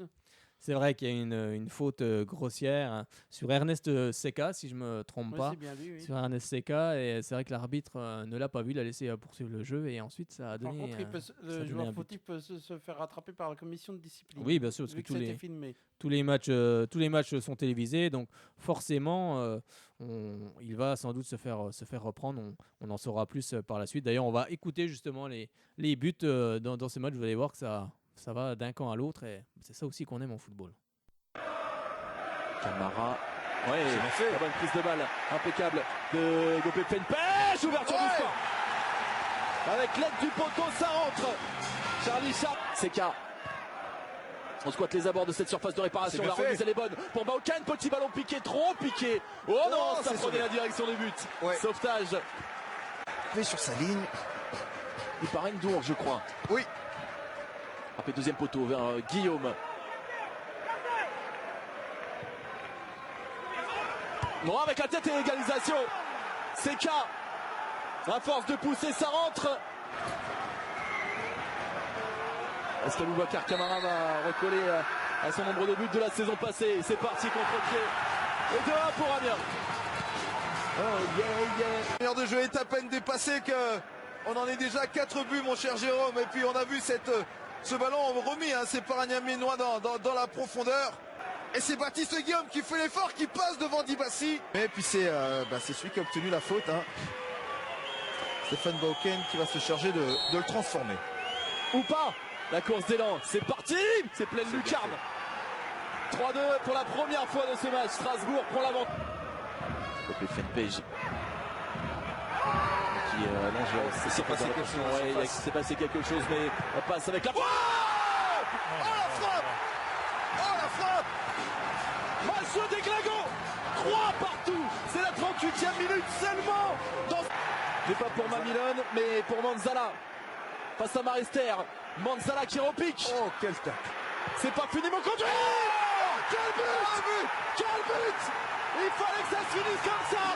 C'est pas terminé, mais c'est bien parti pour Amiens 4-3. Et oui, c'est parti avec la fin de ce match 4-3. Là, en tout cas, il y a eu des buts. Je pense que les commentateurs se sont pas ennuyés. C'est ce qu'a dit aussi Thierry Lauré à la fin du match. Il dit, je pense que les spectateurs, ceux qui étaient dans les tribunes, se sont pas ennuyés. Bon, lui n'était pas forcément très satisfait de cette rencontre en tout cas. Et on va justement vous donner le classement avant justement le dernier match, Valenciennes-Sochaux à 20h45, qui sera retransmis. D'ailleurs, je retransmettrai ce match sur Twitter et sur Facebook. En direct commenté avec des photos, des vidéos. Donc sur la page Soyons Sport, vous pourrez suivre cette rencontre ce soir. Oui, Fred. Et surtout qu'une victoire du FCSM pourrait nous mettre sur le podium.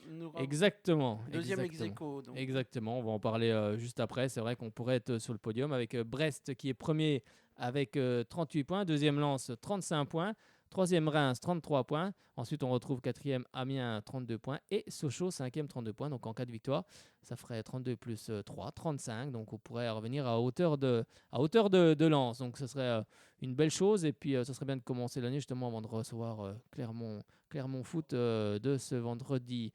Avec 18e Laval 17 points, 19e Auxerre 16 points et 20e Orléans qui n'arrive pas à se défaire de cette 20e place avec 15 points. Rachid Alioui qui est parti à la CAN est toujours le meilleur buteur de Nîmes de Nîmes et de la Ligue 2 avec 11 buts. On va justement on va vous parler un petit peu. Oui, qu'est-ce que tu voulais dire quelque chose, Fred? Allez, tu voulais dire quelque chose. On devrait plutôt entamer avec la place à gagner pour vendredi soir. Oui, exactement, tu as raison. On va parler de la place, justement, c'est ce que j'étais en train de chercher. Allez, vous allez pouvoir gagner une place pour le match face à Clermont. Une belle place, une place en latéral, donc c'est pas rien pour le match Sochaux-Clermont de ce vendredi à 20h au Stade Bonal. Alors la question est assez simple.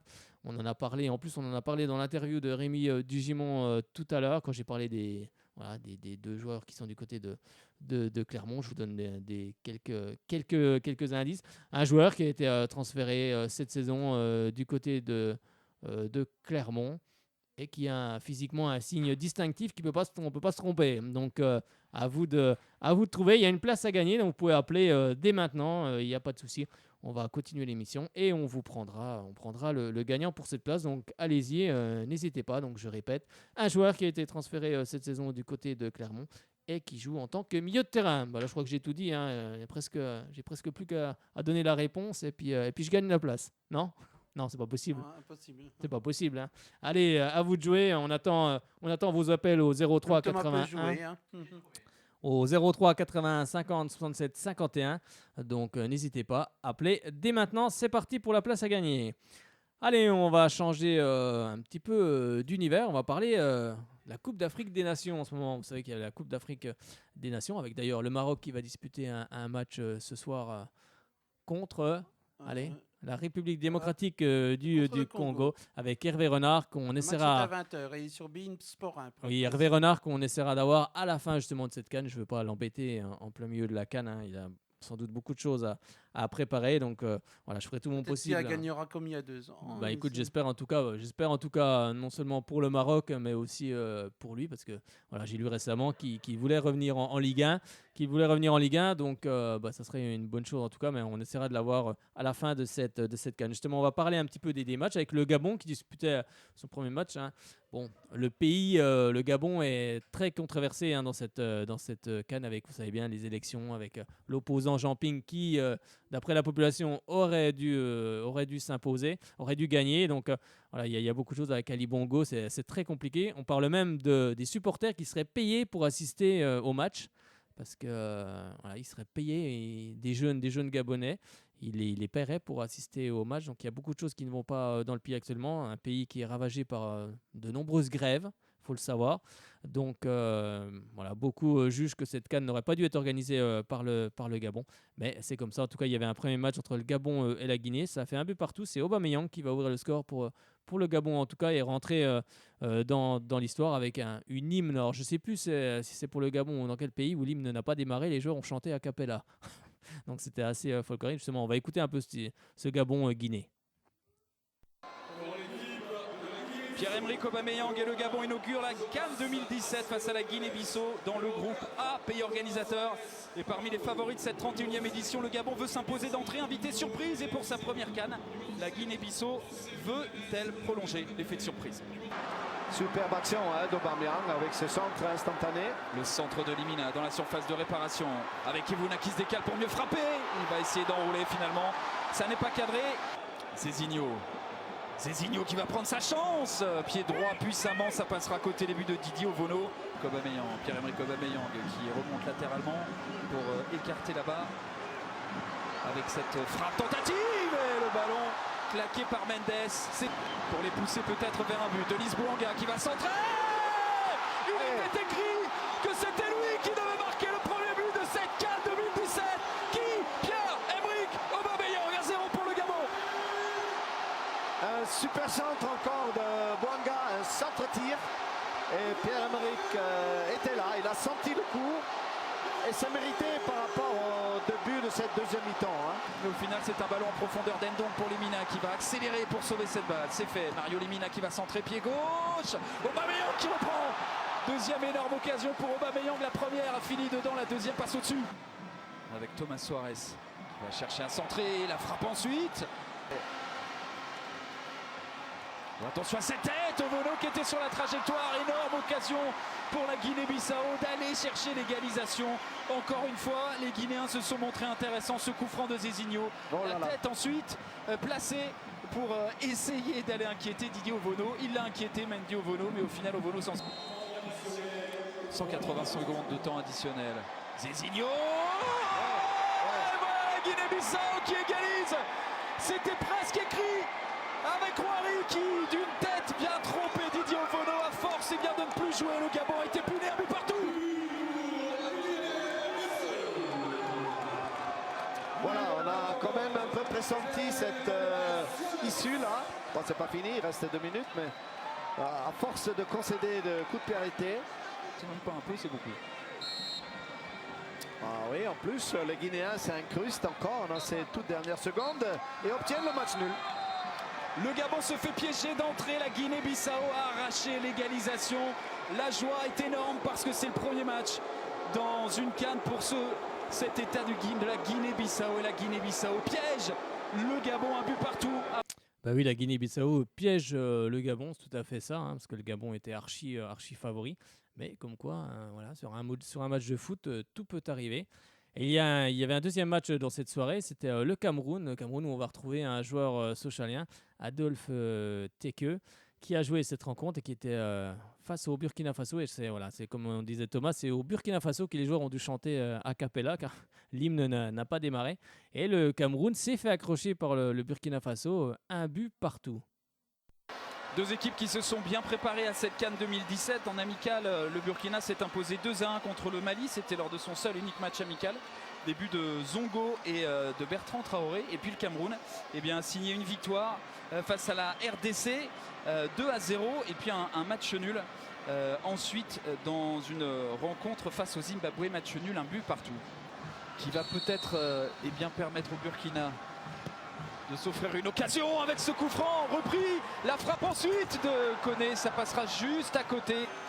Ouais, c'est bien donné, ce ballon d'Engier, la possibilité peut-être de faire la différence dans la surface de réparation, la frappe et ce ballon qui va finir dans le petit filet, la réponse à l'occasion tout à l'heure du Burkina par Bertrand Traoré, récupéré par Mandjek qui va lancer intelligemment là-bas. La possibilité pour Bassogog dans la surface de réparation, Bassogog toujours, c'est bien joué.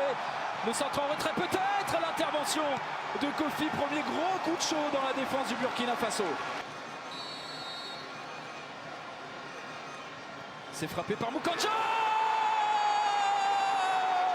Premier coup franc, magistral, Benjamin Moukanjo, qui permet au Cameroun de faire la différence. Quel talent Moukanjo! Ah oui, magnifique coup franc. Kofi n'a pas vu arriver le ballon. Alain Traoré pour ce corner. Le premier du Burkina dans ce match, ce ballon qui est dévié. Bertrand Traoré, on a du mal à savoir où le situer, mais là il perd ce ballon. Zoua qui l'avait récupéré, N'Jé dans la surface de réparation, N'Jé encore qui va frapper. Et cette fois-ci c'est Kofi qui repousse, on est dans un temps fort du Cameroun. N'Jé qui va se battre pour conserver cette balle. Zoua maintenant, il y a la possibilité de l'autre côté, voilà c'est fait pour le but du 2-0 peut-être. On est lancé du côté du Cameroun, la sortie de Kofi, magistral. Mandjek qui perd cette balle sur cette passe, ça peut aller très vite avec Bertrand Traoré. Traoré encore à grandes enjambées, il va prendre sa chance. Ondoa qui se couche mais qui ne peut que repousser ce ballon, c'est finalement dégagé en touche. Razak qui est contré, Zoua qui avait dévié cette balle. Zoua encore, Jacques Zoua qui va prendre sa chance de loin. Kofi qui repousse et de Clinton N'Jé d'aller marquer le deuxième but du Cameroun. Encore une occasion pour le Cameroun. C'est frappé directement par Diawara, Ondoa qui a repoussé. L'égalisation du Burkina Faso qui s'arrache pour aller marquer avec Dayo, le défenseur central, qui égalise dans la torpeur du stade de l'Amitié de Libreville. Le Cameroun qui avait pourtant provoqué, qui s'était pourtant procuré des occasions, se fait piéger. Le 8e coup de pied arrêté, le 8e coup franc est le bon pour le Burkina. Zoua qui était là, au final s'est renvoyé à nouveau et cette fois-ci c'est Koulibaly qui fait souffler la défense du Burkina Faso. Le geste défensif de Teike pour dégager. Et on en restera là dans ce match. Le Cameroun avait pourtant fait le plus dur, marqué grâce à un coup franc magistral de Benjamin Moukanjo, se procurer des occasions mais buter à chaque fois sur Kofi, pas de 2-0 mais au final le Burkina est revenu grâce à Dayo, un but partout, nouveau score nul sur le même score dans ce groupe A. Le hasard est parfait en tout cas et rien n'est joué dans ce groupe A de la CAN 2017 après le premier match. Et justement on va vous donner aussi un résultat en direct avec la Côte d'Ivoire qui s'est fait accrocher par le Togo. Ça vient de tomber. Et n'oubliez pas, ce soir, il y aura le Maroc d'Hervé Renard qui sera opposé à la République démocratique du Congo. Ce sera à 20h et ça sera sur la chaîne Bein Sport. Allez, on parle justement d'un prochain match de la CAN qui a eu lieu hier. C'était l'Algérie qui devait en découdre avec le Zimbabwe. L'Algérie s'est fait accrocher, elle aussi, 2 buts partout, alors qu'elle était menée 2-1. C'est Marès qui a aussi sauvé cette équipe algérienne d'une grosse désillusion, en tout cas. Mais ce n'est pas bon, justement, on va revivre les buts de cette rencontre. Billiard qui ressort le ballon offert à Islam Slimani qui peut contrôler. Et il a senti bien sûr l'arrivée de Riyad Mahrez. Mahrez qui a un petit peu d'espace face à lui. Riyad Mahrez dans la surface de réparation. La frappe au Riyad Mahrez. Et le petit bijou qui nous est offert par le milieu de terrain de Leicester.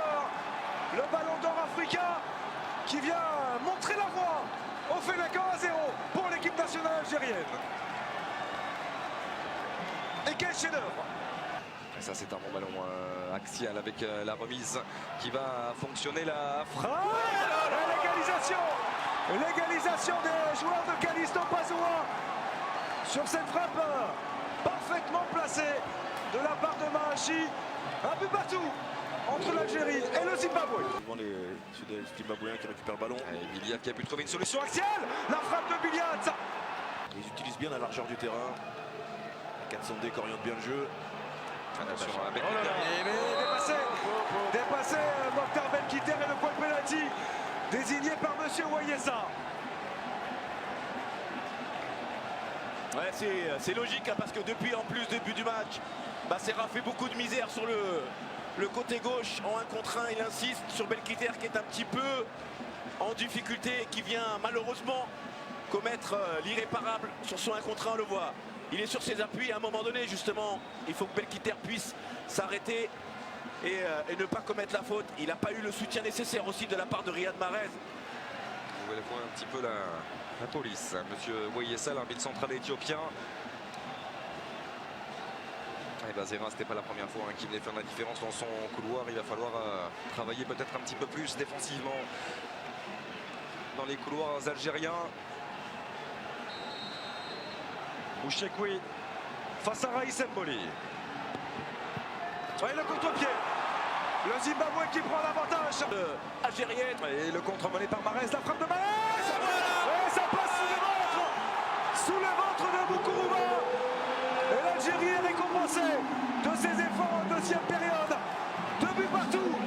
Oui, l'Algérie a poussé en deuxième période et logiquement récompensé face au Zimbabwe.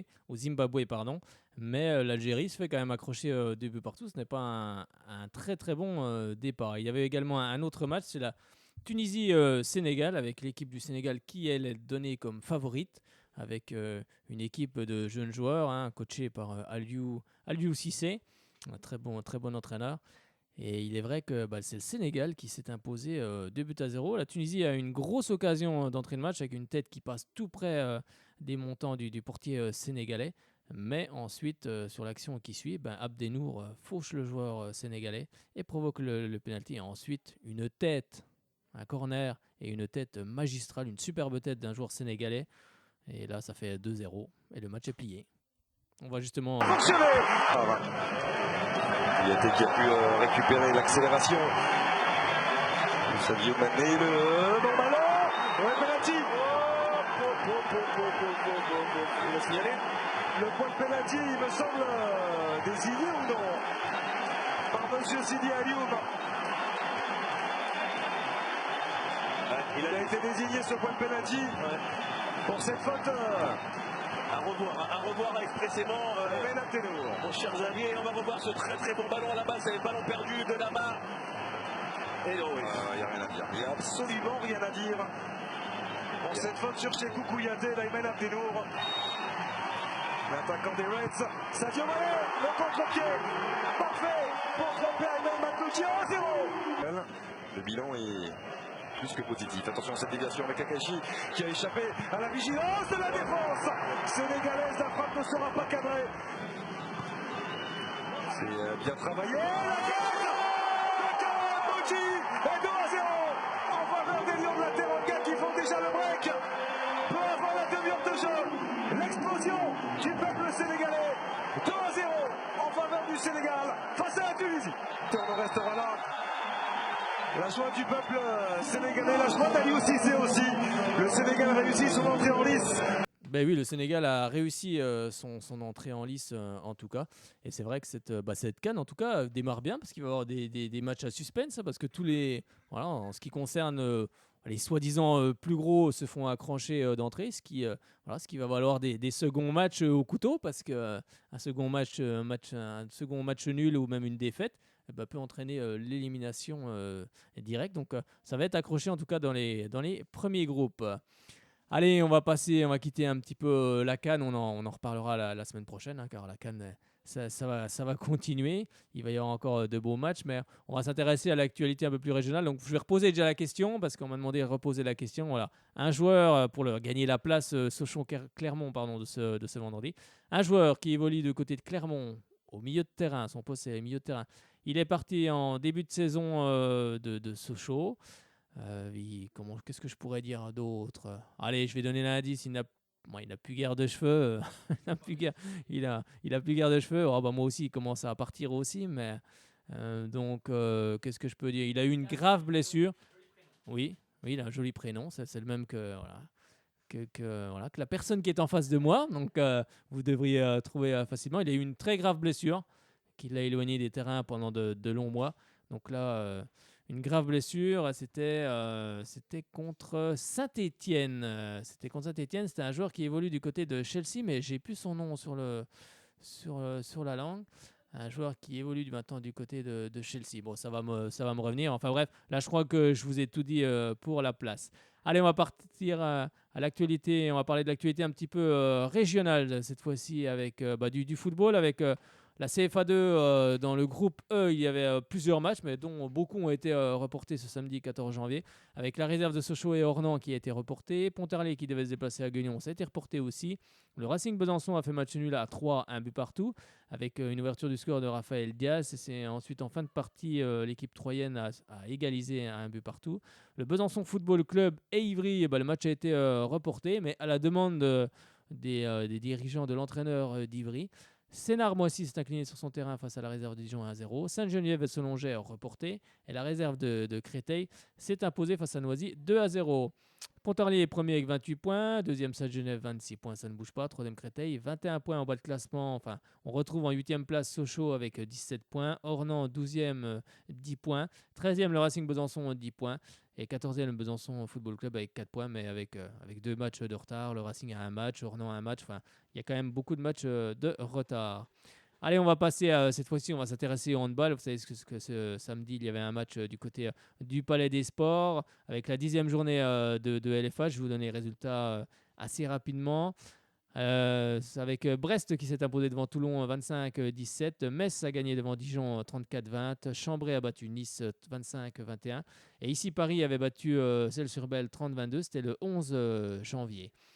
Avec un match, le SBF qui recevait Fleury dont le budget a baissé cette saison par rapport à la saison dernière, mais il y avait beaucoup de joueuses absentes du côté de Fleury, dont Paul Baudouin par exemple, entre autres.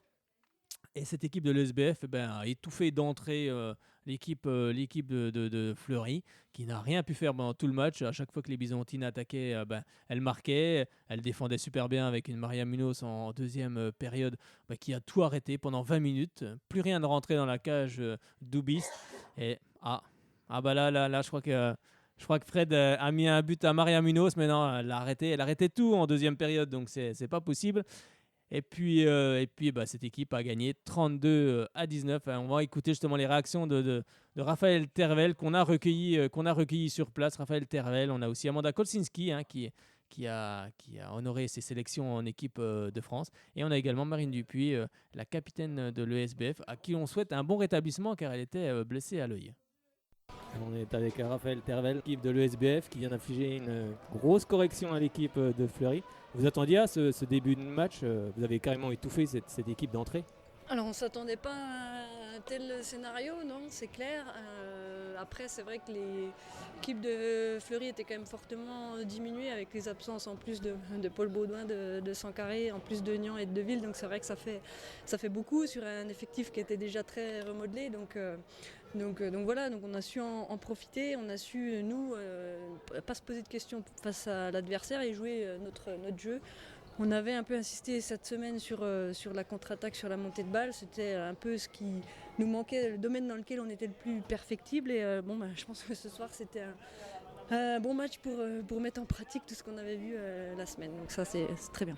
Oui, c'est vrai qu'offensivement, à chaque fois, ça marquait. Et puis défensivement, ça ne rentrait pas. Oui, c'est sûr. Après, on a eu aussi une Maria de Gala pendant 20 minutes qui prend juste 2 buts. Donc c'était un peu incroyable. Donc voilà, on s'est appuyé bien sûr sur une bonne défense, sur une bonne gardienne. On a pu bien sûr développer notre jeu. On a vu des belles relances aussi des 2 gardiennes. Donc ça, c'est aussi un point positif. Et puis voilà, on a pu aussi faire tourner, donner du temps de jeu à tout le monde. Et tout le monde a été bien, comme à Celles-sur-Belle la semaine dernière, où voilà, on fait tourner et tout le monde apporte. Le niveau ne baisse pas, quoi. En gros, entre le premier set et le deuxième, on reste stable, on continue d'appuyer. Et ça fait plaisir parce que depuis qu'on est à la tête de cette équipe, on n'avait jamais gagné un match d'autant. À chaque fois, c'est plus 3, je crois, le maximum, donc, ou plus 4 l'année dernière, mais on n'a jamais vraiment fait d'écart. Donc on attendait enfin ce match et voilà. C'est vrai que physiquement, ça a été énorme. Vous avez craint à un moment donné que l'équipe baisse un peu de pied? On avait surtout, d'habitude, quand on commence bien, on a toujours un trou où on se relâche parce que voilà, on se déconcentre, on pense que c'est fait et puis l'équipe arrive toujours à revenir. Et là, ce soir, elles ont été bien pour justement maintenir ce rythme, essayer de creuser l'écart tout le temps. Et bon, au final, c'était un bon petit match collectif. C'est une année qui commence bien avec la qualification en Coupe de France à Celles-sur-Belle 25-22. Plus ce soir, un gros écart. C'est une année qui commence très bien en tout cas. Oui, c'est vrai que ça commence plutôt bien pour nous, c'est clair.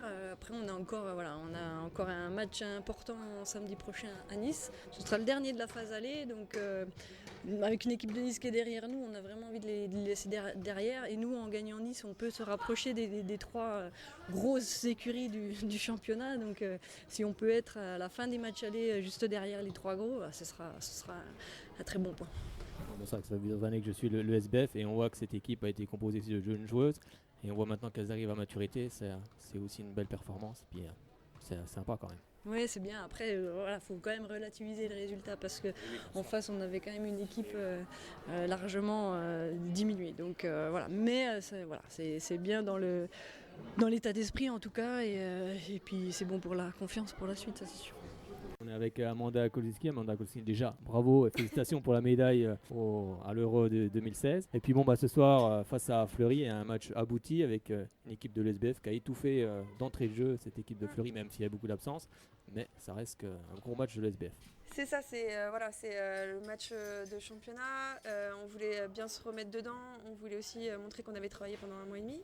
Et je pense qu'on a fait des bonnes choses ce soir et on est pleine de confiance pour le prochain match à Nice, qui d'habitude ne nous réussit pas trop. Donc on espère que cette fois-ci ça marchera. Vous attendiez un départ aussi canon parce que c'est vrai qu'offensivement et défensivement, c'était parfait avec une Maria Munoz qui pendant 20 minutes en seconde période, rien ne rentrait. Non, je pense que non, pas du tout. On s'attendait pas du tout à ce type de match. On pensait que ça allait être un match dur, un match serré. Finalement, on a réussi je pense qu'on a étouffé un peu nos adversaires. Elles n'arrivaient plus à trouver de solution. Et puis derrière, on a des gardiennes qui ont fait énormément de travail ce soir. Donc, nickel. Merci beaucoup. On a presque envie de dire que c'était hyper facile et pourtant sur le terrain il a quand même fallu mettre les bons ingrédients tout de suite pour pas laisser de place au doute, c'est un peu ça le... En fait hyper facile, je sais pas, parce que justement quand on commence un match comme ça et qu'on commence à prendre de l'avance, il y a toujours le piège, c'est de se relâcher justement là, de se faire surprendre et qu'elle se remette dedans, ou même quand on revient à la mi-temps, donc d'être un peu plus relâché, un peu plus cool, et ça c'est un piège. Et là c'est surtout ça, à quoi il faut faire attention, et vraiment c'était le piège et on n'est pas tombé dedans, donc c'est bien. C'est pour ça que c'est vraiment le début de la deuxième mi-temps qui a entériné la chose. Voilà, c'était la consigne, il fallait rien lâcher, il fallait en mettre autant qu'on pouvait, donc pas de pitié pour un coup qu'on pouvait creuser l'écart, on n'a pas l'habitude, donc c'était vraiment l'objectif aujourd'hui, essayer de creuser l'écart et de... Offensivement et défensivement, ça a été parfait. Avec une Marianne Munoz en deuxième période, voilà. énorme pendant 20 minutes. Exactement, Marianne nous a bien aidés, elle a lancé des contre-attaques, elle a été bonne dans le but, donc ça a fait du bien. On était quand même assez joyeuses, on voyait que tout ça nous réussissait bien et du coup ça entraîne et forcément ça donne de... Qu'est-ce qui fait que vous êtes tout de suite prête en fait? On a l'impression qu'il n'y a pas eu de coupure depuis la fin 2016 qui était déjà très bien et puis maintenant. C'est vrai que là, pendant la trêve, on s'est vraiment bien préparé. On a fait des matchs amicaux, on a joué contre les garçons, on a joué contre Dijon. Et c'était vraiment par rapport à l'année dernière où on était un peu... on avait fait moins de matchs amicaux, on s'était un peu relâché, on savait plus trop un peu le goût de la compète ou des matchs. Là, on avait vraiment insisté là-dessus.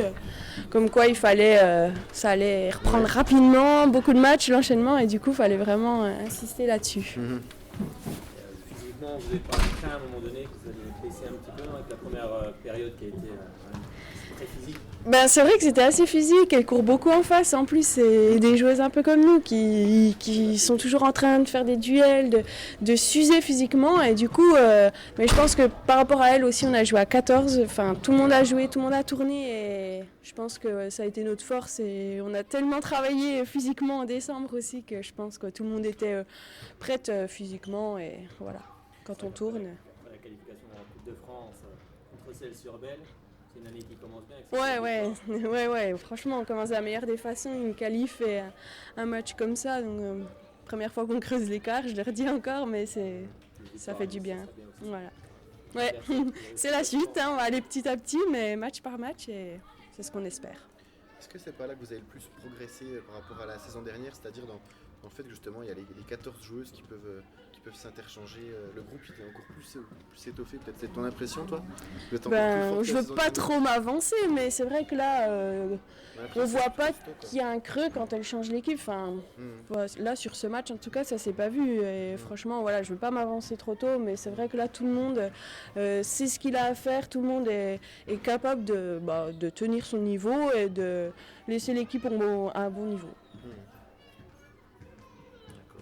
Voilà. Et toi, ta blessure là, ça te gêne encore pour non, ça me gêne plus. Non, l'œil, ça m'a pas vraiment gêné. Je pouvais pas jouer parce que c'était un peu abîmé à l'intérieur, mais ça me gênait pas forcément. J'avais le petit doigt plutôt qui était plutôt douloureux.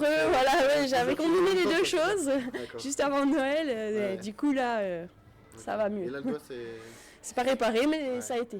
Ça va mieux. Okay. C'est bien, c'est là qu'on voit que c'est des guerrières ici. Comme le rappelait justement l'interlocuteur qui était avec moi pour faire l'interview, oui, ce sont des guerrières, et c'est vrai que ça se voyait sur le terrain. C'est vrai que là j'étais en tribune de presse, et c'est vrai qu'on est vraiment au bord du terrain, et là on se rend compte de l'impact physique. Et puis c'est vrai que moi j'adore ça. C'est vrai que c'était un excellent match. D'ailleurs j'encourage tout le monde à aller voir des matchs de hand à Besançon, que ce soit aussi bien chez les filles que chez les garçons, parce que vous allez passer un excellent moment. On va vous donner justement le classement avec premier Metz avec 25 points, deuxième Brest 23, troisième ici Paris 23, quatrième Nantes 21, le SBF est 19e, Dijon est 6e avec 19 points, et 19e, non, je dis 5e, je dis 19e, non. Il n'y a pas tant d'équipes en LFH. Besançon est 5e avec 19 points. Et suit derrière Dijon, égalité de points, 19 aussi. Et Toulon-Saint-Cyr, 17 points. Donc c'est vrai que le prochain match, ça sera Nice. Et n'oubliez pas qu'il y aura aussi un gros match au Palais des Sports.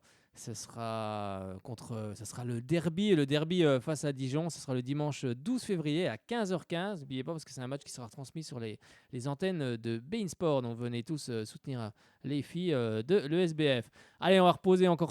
On va laisser peut-être 3-4 minutes à la personne qui a appelé tout à l'heure. C'est là la réponse. Ça serait bien, même si elle n'a pas la réponse. Allez, on va faire grand seigneur.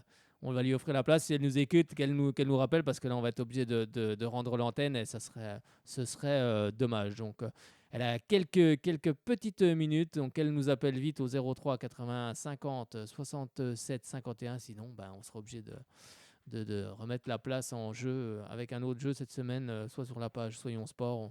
On verra comment on fera, donc qu'elle n'hésite pas. Alors, qu'est-ce qu'on avait? Qu'est-ce qu'il nous restait? Il nous restait plus rien du tout. On peut parler de la défaite du Real Madrid. Ah, ça, il y a quelqu'un qui est forcément pro-Barça, donc non, pas du tout. Je dirais simplement que le Real Madrid est vraiment pas une très bonne équipe. Simplement, perdre contre Séville, voilà, c'est pas à la portée de tout le monde. Non, le Real Madrid c'est un peu surfait, et c'est normal qui soit défait contre Séville. Non, plus Heureusement que t'es sérieusement. pas pro Barça alors. Hein. Non, pas du tout. Pas du tout. Non, plus sérieusement, évidemment. Ceux qui écoutent la matinale savent voilà, que quand le Real perd, je donne les news. Quand il gagne, je le dis pas. Oui, ça, je me suis déjà aperçu de ça. Non, mais c'était une belle série hein, pour les hommes de Zinedine Zidane. Oui. Là, 40 matchs sans défaite. Jolie série, voilà. Chapeau. Il fallait bien qu'ils perdent à un moment donné. Ils n'ont pas perdu contre une mauvaise équipe. Au contraire, ils ont perdu contre le deuxième de la Liga. Très belle équipe de Séville cette saison, puisque même le Barça est derrière. Le Barça est 3e. Alors attendez, au classement. Madrid a donc 40 points avec un match en moins. Séville 39 points et le Barça 38 points. Oui, puis ils n'ont pas pris une grosse valise, on va dire. Hein. Non. Et ce qui fait plaisir aussi, c'est que l'Atlético Madrid, qui n'était pas très bon ces derniers temps, remonte. Ils ont repris la 4e place du classement. Ils sont à 34 points. Donc ça va être un peu compliqué d'accrocher le podium pour l'Atlético, mais pour accrocher la place en Ligue des Champions, ça sera possible. Puisqu'en Espagne, ils ont au moins 4 places en Ligue des Champions. Hein, ouais, c'est ça. Si ce n'est plus. Hein, C'est ça. C'est vrai qu'ils ont 4 places, comme en Angleterre d'ailleurs. Là, pour rebondir sur ce qu'on disait tout à l'heure en Ligue 1 face à Montpellier, voilà, Frédéric Hans partira bien en juin. Donc il va donc quitter le président Louis Nicolin et ce qu'il raconte en tout cas. Et en tout cas, ça fait partir l'entraîneur. Je pense qu'à un moment donné, il va peut-être falloir se poser les bonnes questions du côté de Montpellier parce que ça fait quand même plusieurs entraîneurs qui s'en vont, comme René Girard qui avait été champion de France, là maintenant Frédéric Hans. Je pense qu'à un moment donné, c'est comme ça. Louis Nicolin, c'est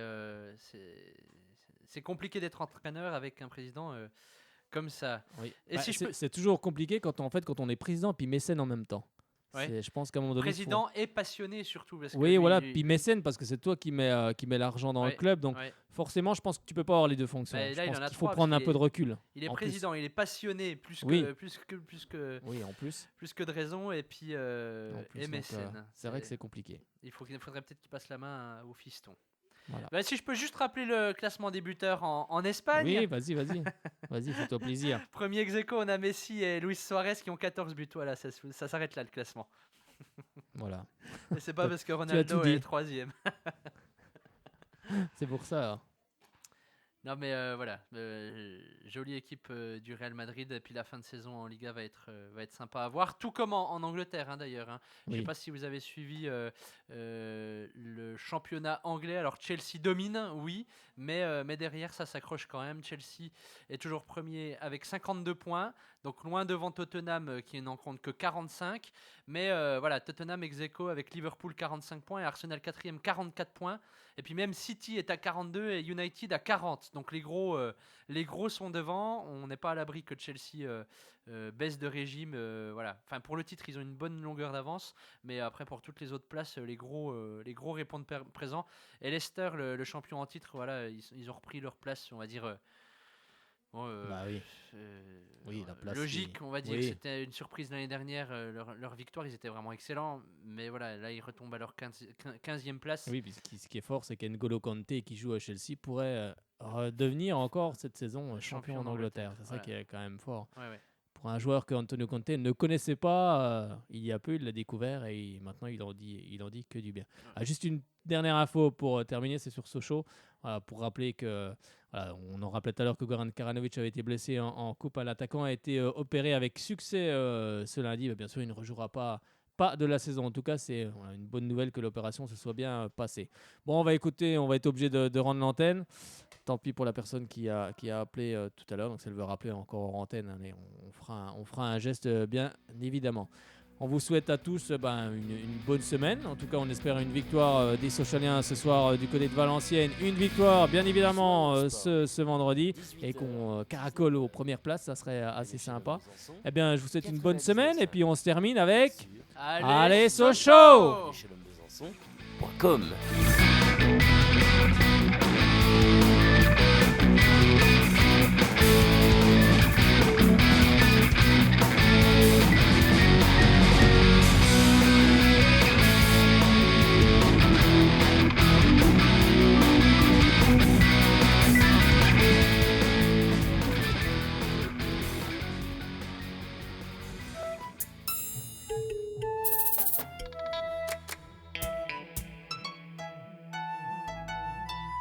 Restez avec nous sur Shalom Besançon.